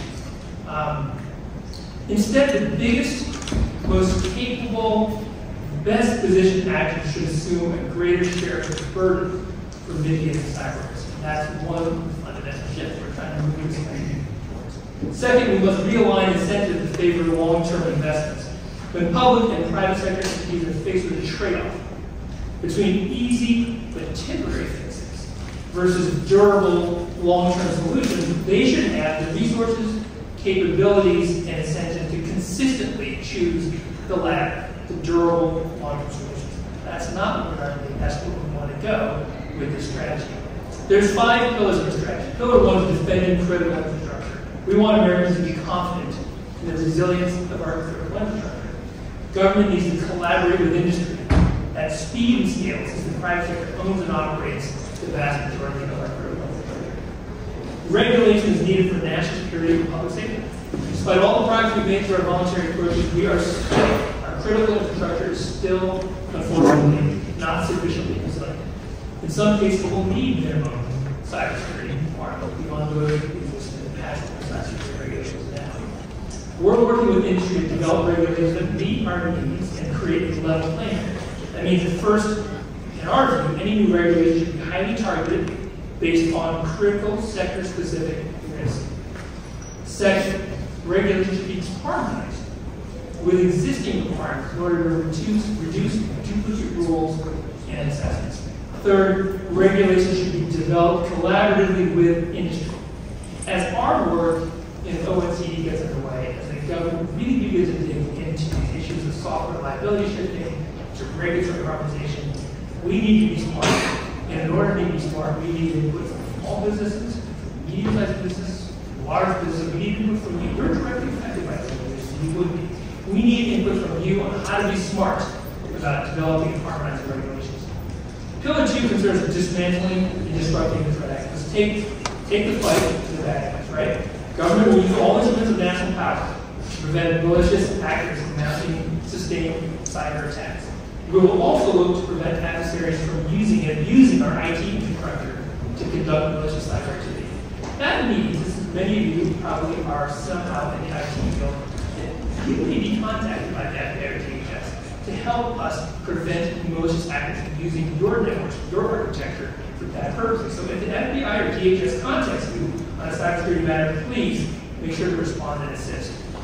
It used to be in private practice 6 months ago, and even large companies would be shocked when they would get a call from FBI. And many of them would just ignore it, not thinking that it was real, that it was just a spoof. It could be, but you should definitely respond. Don't click on the link, but respond. It is amazing how often companies first hear about a cyber attack from that. You might be a victim of a cyber attack. You might need to help prevent others from being victims. We all are in this together. Please respond. DHS is at FBI. Pillar 3 is about shaping market forces to drive security and resilience.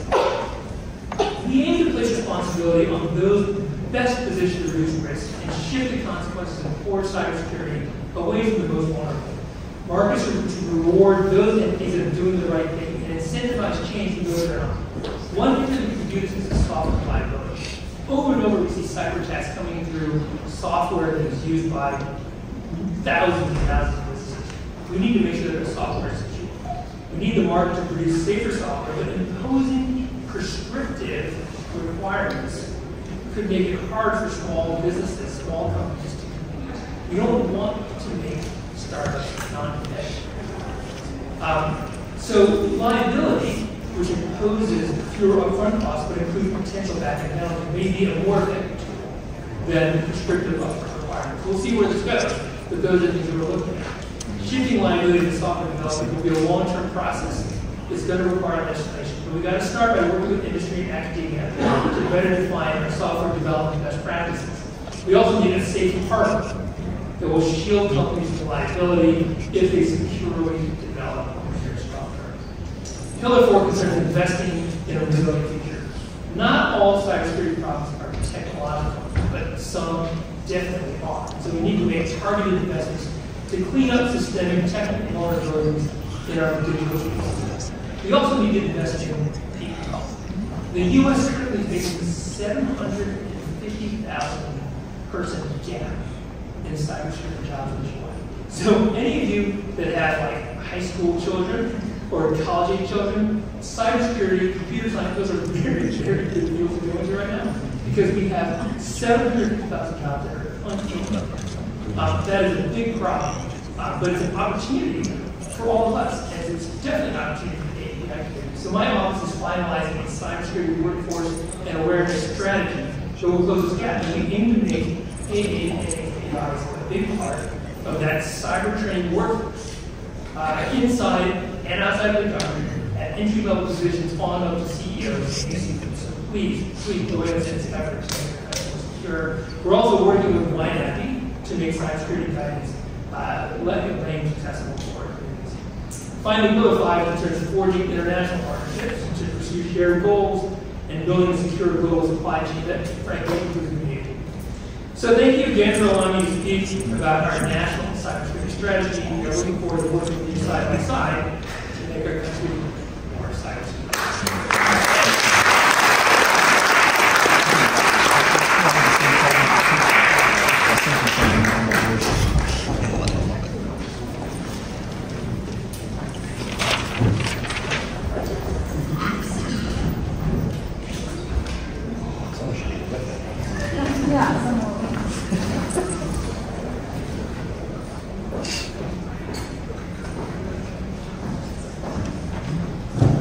All right, we're going to have a great panel in a few minutes, but we're going to have just one deviation from the schedule. It's a special guest who we want to go ahead and let him speak so that he can continue doing the nation's business.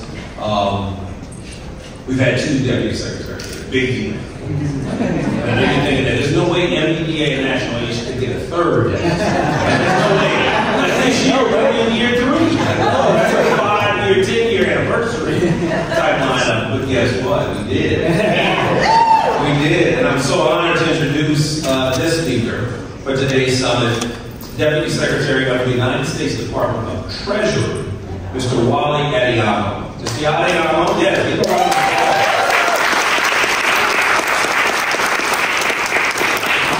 Mr. Adeyemo has been at the heart of this nation's economic policy for over a decade.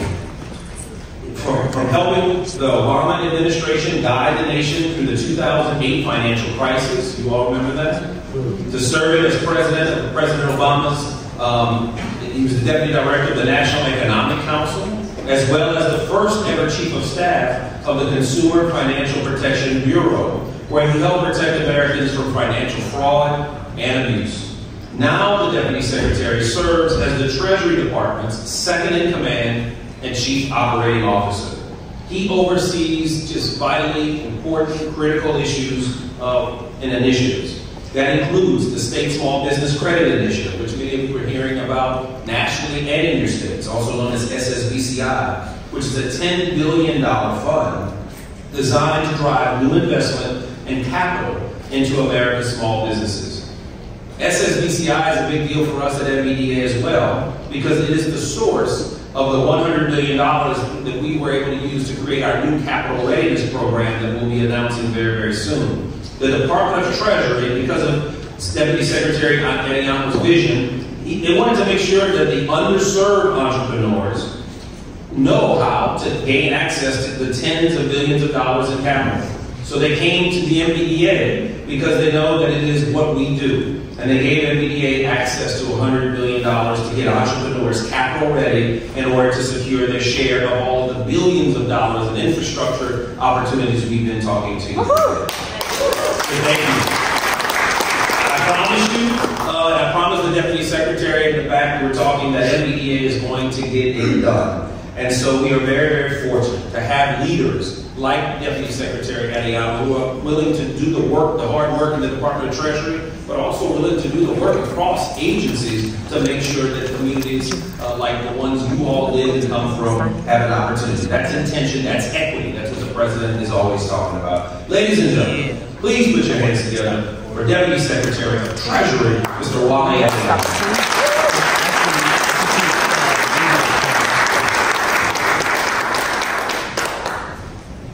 It is so good to be with you today. Thank you for that introduction. Thank you all for having me. Let me start by saying good afternoon. And I want to especially thank National ACE for hosting and for your incredible partnership with the federal department over the past several years. As we worked to face what have been unprecedented challenges from the global pandemic and its complex and desperate impacts on communities like your own. You not only help us identify and understand the impact within your community, but you've also helped us think through how we can grow the economy both here in the United States but globally as well. And I want to let you know that President Biden and Vice President Harris's commitment to improve economic equity has run through the administration's economic strategy and the actions that we have taken since day one that you've experienced. And I want to spend the bulk of my time with you today talking about everything we've done together to add more than 12 million jobs, which is a historic number, as well as create opportunities for more than 10 million Americans to file applications to start new businesses over the last 2 years, which is more than at any other time in our history. But I need to start by making clear that the single greatest threat to the progress the American economy has made since the pandemic is Congress's failure to take action to meet the United States obligations and to prevent default. Private sector forecasters have made clear that failure to lift the debt limit would lead to a recession, hurting small businesses around the country and leading to millions of jobs being lost. That's why we think it's essential that Congress must take actions to raise the debt limit and to do what is needed to protect families and small businesses, as it has done nearly 80 times before. It is the only way to maintain the economic progress we've made together in this country. That momentum, as you all recall from just a few years ago, wasn't guaranteed. 2-3 years ago, we wouldn't have been able to be in this room because we would have been locked in our homes, afraid of a global pandemic that was wreaking havoc over people's lives and over our economy. But the momentum started with the President's first signature legislative achievement when it came to the economy, which was the American Rescue Plan. As Treasury implemented the benefits and programs totaling more than $1 trillion, we took steps to ensure members of your community and other communities of color would be able to access critical economic aid. For example, we made linguistically accessible outreach and support a key component of our implementation of all of our programs, including the Emergency Rental Assistance Program, which, along with the administration's other housing policies, has helped prevent millions of evictions.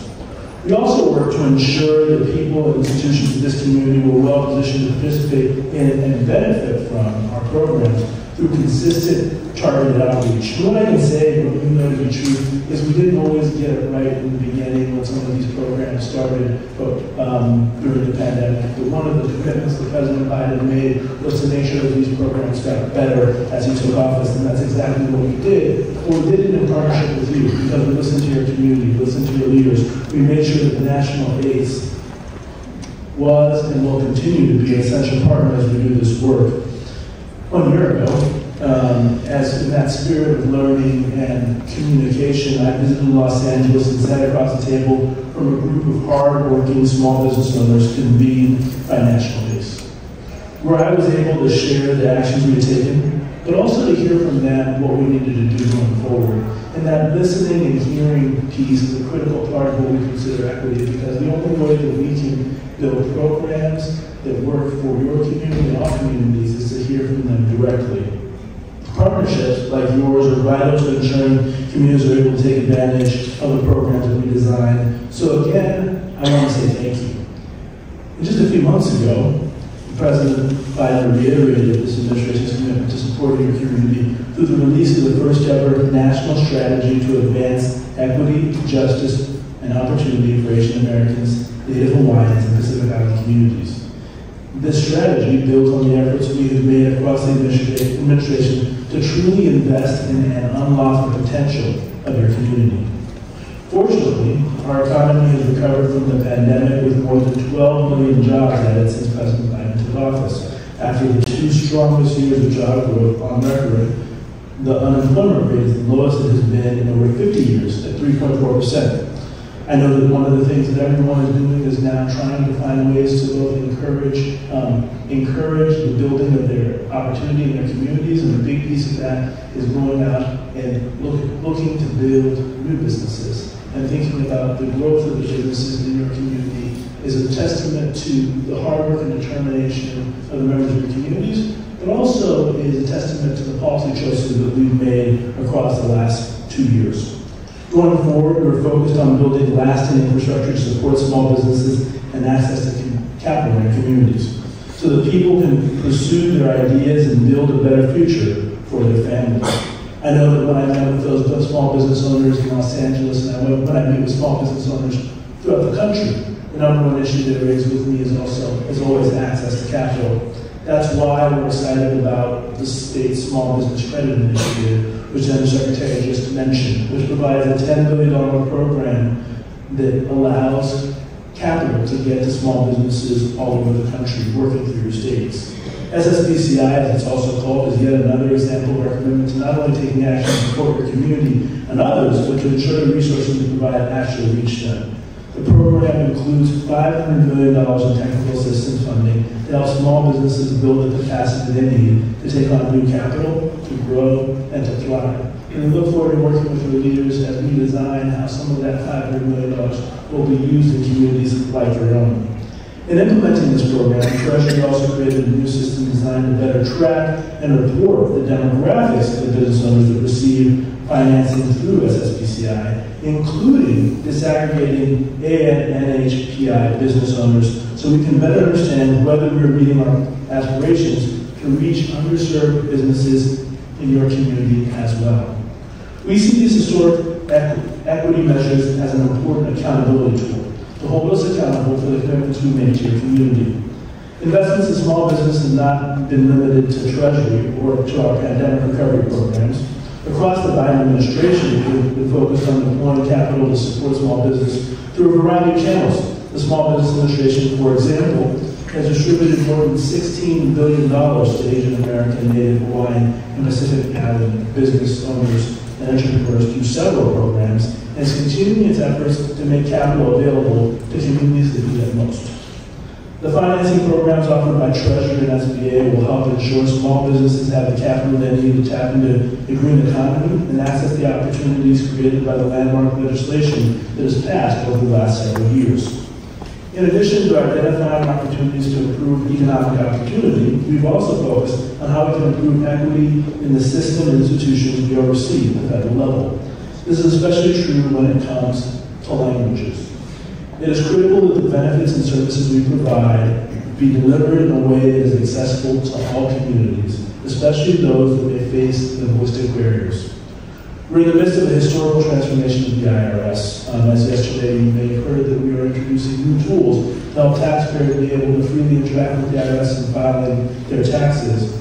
But what we know is that in order for these tools and for the IRS to be more accessible to the American people, we need to make sure that we are providing those services in the language that people are the most comfortable in. That's why the IRS is focused on improving its linguistic services. Today, we offer services in more than 20 languages, including Chinese, Vietnamese, Korean, Punjab, and many others. Our goal is to continue to expand these services so that all Americans feel comfortable interacting with the IRS in a way that helps them most. But in addition to offering these services over the phone, we're focused on making sure that we're providing in-person services as well to individuals in the communities where you live. Because we know ultimately for busy small business owners, for busy individuals, the key is that they need to have access to the information they need in the language they want, online, in person, and on the phone, in order to help them do what they want to do, which is make sure that they meet their commitments to this country as well. And we're already seeing the benefits of this in terms of the ability for taxpayers to file more easily and for people to get the information they need, not only to file their taxes, but get access to benefits like the R&D tax credit, which is eligible to small businesses going forward. As I close, I'd be remiss if I did not thank your leader, your president and CEO, who's a member of the Treasury Advisory Committee on Racial Equity. I want to make very clear that you have a strong advocate for your community, President Tom, who has served as a member of that community and been a true advisor to me in terms of thinking about what we can do as an administration and as a country to meet our commitments to all Americans, including the members of your community. And what I want to say is that what we are doing is we are making progress. We want to make progress more quickly, but we know the only way that we can do that is by directly engaging with your community. And that's why I'm here today. That's why the Secretary and I are engaging with you, because we know that the only way the American economy can succeed is if we invest in the people in America, including the people in your community who make our economy so strong. So let me close the way I began by saying a word of thanks to you and to your leadership and your community, and make very clear to you that we look forward to continuing to be your partner in the days, the weeks, the months, and the years to come. Thank you so much for having me.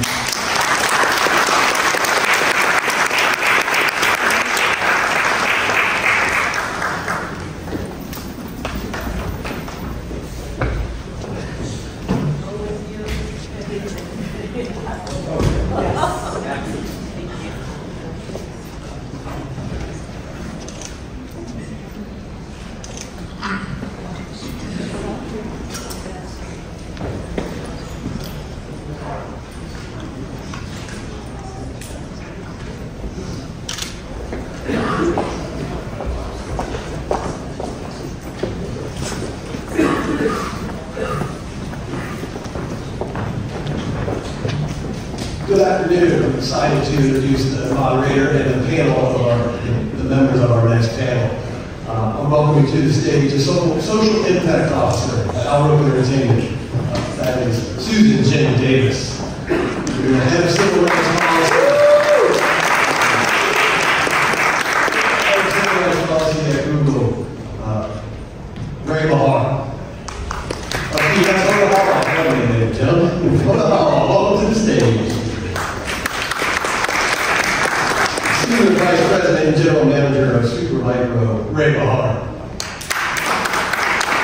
And co-founder and CEO of Case Technologies Inc., CL10. Thank you. So welcome to the final panel of the day. If you stay, you can eat. Okay? You stay, you can eat. You cannot eat if you don't stay. I'm Susan Jen Davis. I'm really honored to be the moderator of this very important panel on how to stay competitive in the digital world. We are not just in a digital revolution. We are just over our head with the digital revolution. It occurred to me as I was preparing for this panel that I even unwind and unplug digitally. I stream music on my phone, or I binge on my smart TV. I order food on my phone. I use my digital key to get in and out of my apartment after I get my food. And then I do a selfie and I post it on Instagram saying, look at how I'm relaxing.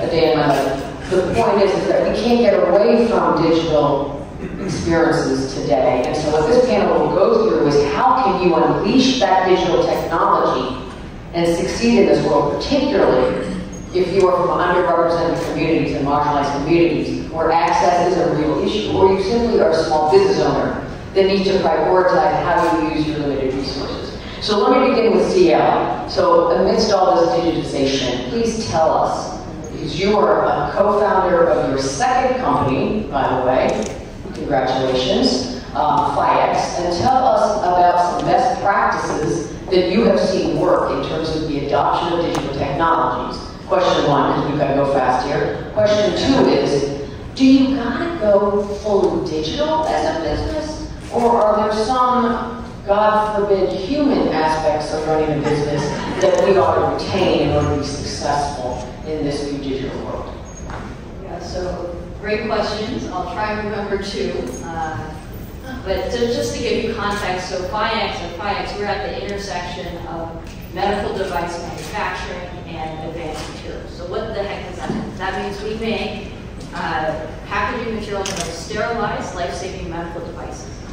And so every bit of our business is as physical as we can get. We make physical product with our partners, manufacturing partners around the US. We have a team of scientists and engineers that collaborate. And we also work with customers who implement our physical product in their manufacturing line with their team. So you would think that we were the last candidate to be a digital business.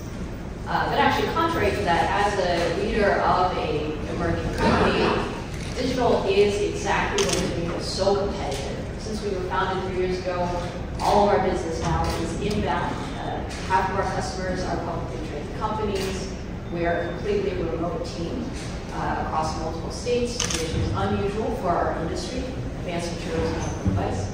And so really at a high level, the way we think about it is, you know, digital and these tools and AI, they're meant to help us do our business and supply our customers better. They're not here to replace the talent in my organization. And so in that technology, we use AI, we use CRM, we use integration to reduce the amount of redundant, repetitive work that our team has to do. And it enables us to create work that, frankly, right now with technology, we cannot replace. And so, you know, you're not boiling the ocean as a small business. You're looking for that inch of advantage, and that's where we see that digital has been so critical for us to compete with some of the largest small businesses. Thank you, CL. So digital enhances what we already do and helps us be more efficient, but isn't a replacement for that human element of touching customers and touching our communities. Thanks very much. Hoda, let's go to you. So with all of this digitization that's going on and all of the data that we are willingly and unwillingly sharing, there is this issue of how we manage data that we're getting by virtue of this digital world and the privacy considerations around the consumer data that we also have our hands on. So can you talk a little bit about how can small businesses do better to protect the privacy of their consumers and to manage data? And then the second question would be, what are some of the things we need to be careful about? What are some of the things we should be worried about as we manage all of this information? That's a great question. Thank you, Susan. And I understand that part of the summit tomorrow, there will be a Hill Advocacy Day. And so I will leave you with this. And it's a charge. One of the things small business, medium-sized business owners care deeply about the privacy of their customers, of their consumers. And I think one of the challenges that business owners face today is the fact that we do not have a federal data privacy law. And I think something that exacerbates that issue is that there is a patchwork of states that have then filled the gap to provide their own versions of what data privacy laws look like. And so I think that small and medium-sized business owners, they tend to take the brunt of not necessarily having the resources to understand and be compliant and to be up to date with all of the privacy laws that are coming up on state-by-state level. It would make it much easier if we have a national data privacy law. And so, as you think about going to the Hill tomorrow, as you think about one of your advocacy asks, and something that could make your businesses more efficient, run smoother, also remain within compliance of law, is really pushing for the federal data privacy law. Small and medium-sized business owners, they don't necessarily have the time, the expertise, or like I said, the legal resources to be able to go through what could potentially be years and years of litigation and not being in compliance with these laws. And so, it's something that I don't think SMBs really think about first and foremost, right? It's access to capital, it's access to opportunity, it's building the brick and mortar and also having the presence in the digital space. But this is becoming increasingly important, and it's something that we want to push for SMBs to also think about. Yeah, that's a really important point. And so I think you're really saying is get to know your local and your state laws and policies on data and privacy. Maybe use your local chamber as a resource for you to understand what those rules are, but be very cautious because your enterprise could be in trouble for violations of these very serious laws. Absolutely. Absolutely. And I would say that your voice is incredibly important on Capitol Hill. If your member wants to hear from you, you are an important constituent to that. And so having your voice in this debate is really critical. And so pushing for that federal data privacy law so that we can get rid of this patchwork sort of state filling the void situation that we currently have would be important. That's great. How many of you are going on the Hill tomorrow? Raise your hand. Should be everybody. Not enough. The point is you have an opportunity to speak directly to legislators and to their offices tomorrow. So, Ray, let's go to you. There are so many technologies, so many applications out there. A small business is looking at the sea of opportunity and saying, how do I prioritize? How do I decide what technology makes sense for me? And now there's this amazing amount of AI that is being talked about and available. And small business owners may be wondering, like, how does that work for me? Do I use it for customer service? Do I use it for marketing? Do I use it for content development? How do I use it? How do I get it? So, Ray, can you tell us, as an executive with a lot of experience in technology, in IT, where do we start as a small business to be able to understand what to use and what's best for our businesses? Sure, thank you for that. First and foremost, I wanted to start by saying Happy Heritage Month to all the Asian Americans and Hawaiians, and as well as the Pacific Islanders. And thank you for all your contributions to the community. So going to your question is, everyone in the small businesses assumes that AI is this massive expense of infrastructure costs that is associated to implement AI. That's really not the case, right? AI, you can ultimately use it in very small specific projects to very large. We are working with major hyperscale customers, and with Supermicro, we provide the storage and servers and AI and machine learning products. And as a result of that, it could be hundreds of millions of dollars people are spending in training specific workloads to be able to address a specific project, right? And everything about AI is about productivity, efficiency, and making things simple. So as a small business, if you're not incorporating AI into your project, into your company, you're essentially missing out. The competitiveness you're losing as a result of that. So let me give you some examples. AI is not just by itself. There's a lot of different technology sectors that we enable with our products. 5G, cloud services, IoT, and AI. Examples of which is we are having equipment in all the kiosks in McDonald's, for example. All that information essentially when you enter your order and it goes immediately into the kitchen, and that data is now retrieved and then sent over to corporate into a data center, which all that information is being accessed to drive data and the analytics from that, essentially helping you as small businesses how to figure out what to do with that customer experience. We have smart city projects, and by the way, a third of our business, we started with 3 people, Asian Americans. 29 years later, we're going to be announcing something close to about $6.6 billion in sales end of fiscal June. So anything is possible. No funding, self-invested with 3 people. And it all happened with an idea to be able to invent the technology and innovation to make sure that they compete against the rest of the folks that were much bigger organizations to compete with. And today, we are heavily invested in AI. We make small boxes this big that has AI in it. Who is using it? Retail stores for fraud detection. They have a small box, it's fanless, very cheap, it has a GPU which does basically AI and machine learning. It's put into a closet in the back of the retail store, so no air conditioning, none of these big servers, and yet it is detecting based on the program you provided to detect the human interaction as far as when they walk into your store. And if they walk around too much, whatever that algorithm is, they look at that and they detect possibilities. So you don't have to hire 3 security guards. You can basically have a detection. Please look out for that person, just in case.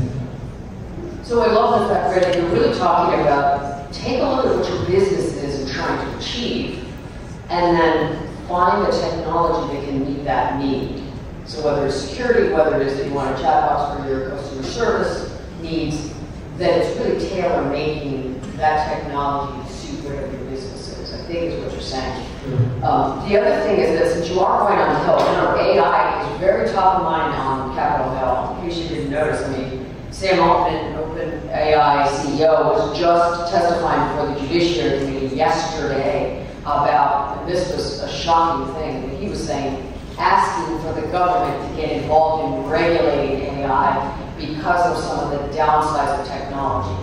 So as you go on the Hill, keep in mind that that is top of mind with the people you're working with.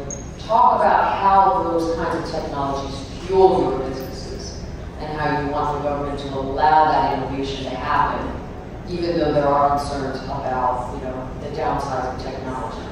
And give examples of how your business can benefit from technology. That is the other purpose of those Hill meetings, is you are informing and teaching legislators about things that they can incorporate into policy. So it's really important that you talk to them about that. Now, Hoda, one more thing that I wanted to talk about is that our community, the AANHPI community, is very broad, has dozens of ethnicities. And we have many different members of our community are very disenfranchised and have suffer from great access, lack of access. So in your work at Google, can you talk about how technology can be a way in which we can actually fuel and include those that are marginalized in our society?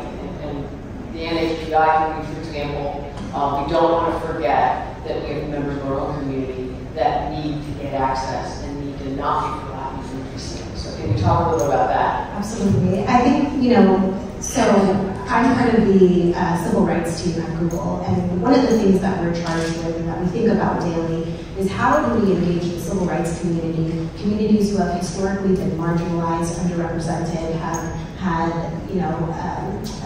not the greatest stories when it comes to access to resources and access to opportunities.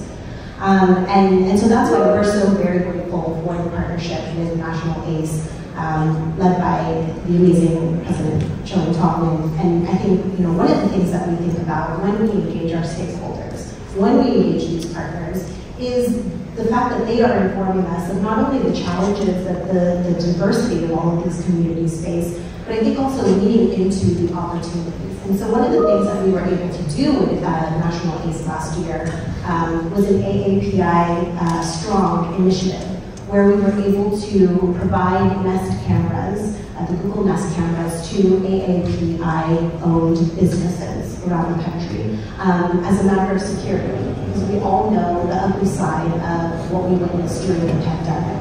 And so for us, that was very important to be working with our partners to ensure that we're lifting all communities and that we're also being informed by the very communities themselves that are being impacted.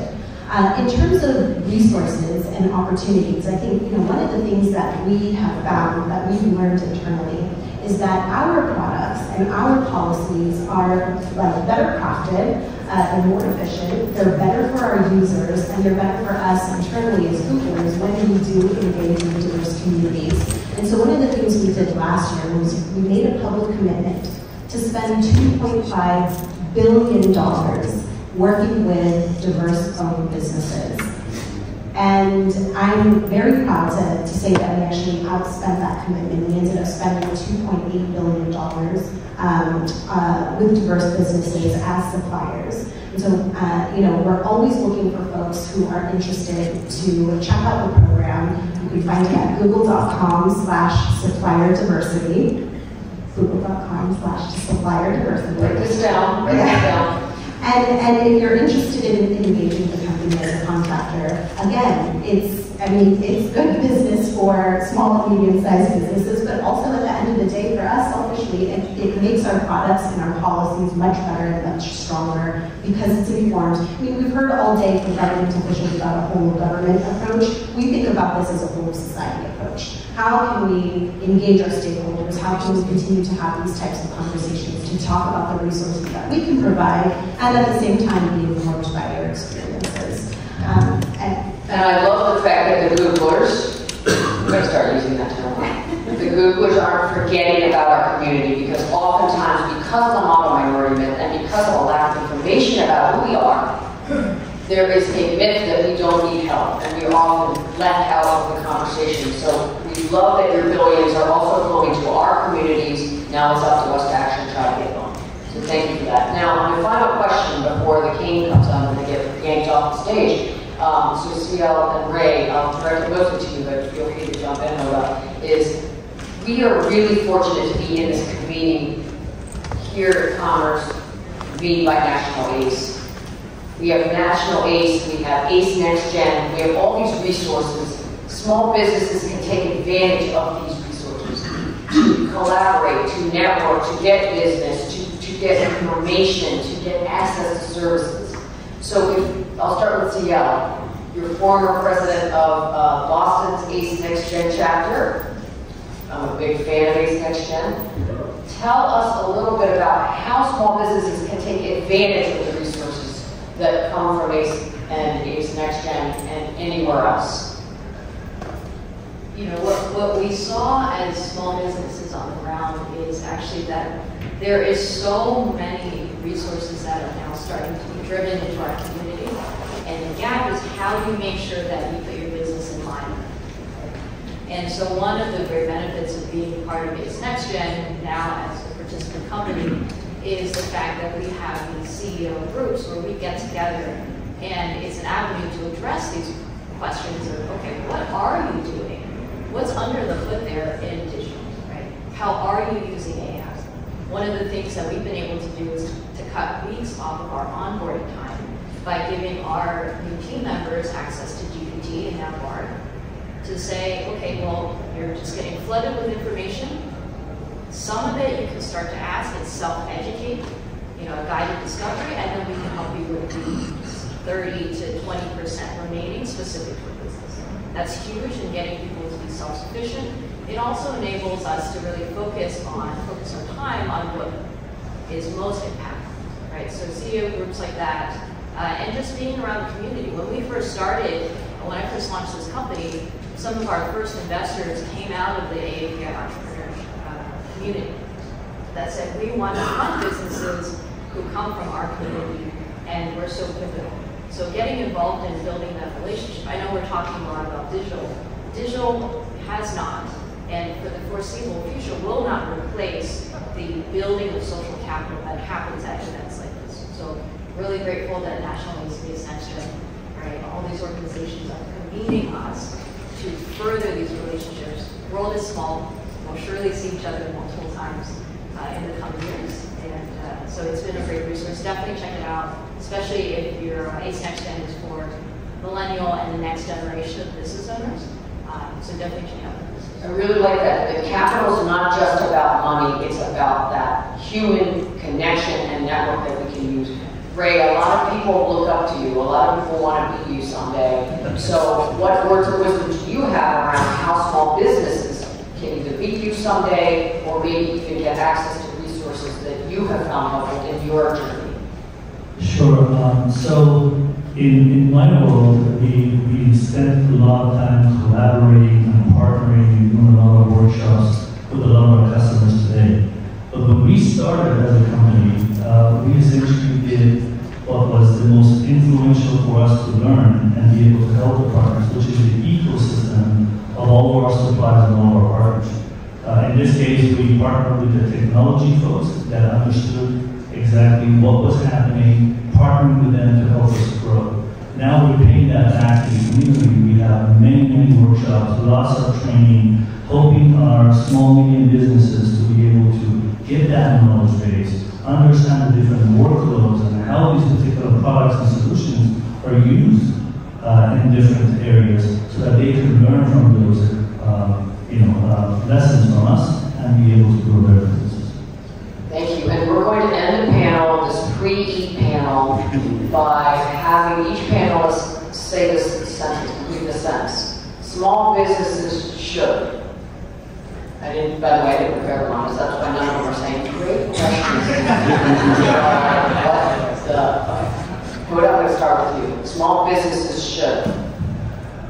Small businesses should be very excited about emerging technologies and all of the ways that they can enhance their businesses. Right. Small businesses should be innovative and agile, and don't be afraid to change technology, and don't be afraid to learn more and be able to do more. It's very tactical. Small businesses and their owners should meet 2 or 3 other business owners and ask, what are you doing and best practices for digital implementation? Finally, small businesses should give back to the community and lend a hand to the next one up. Please thank all my colleagues.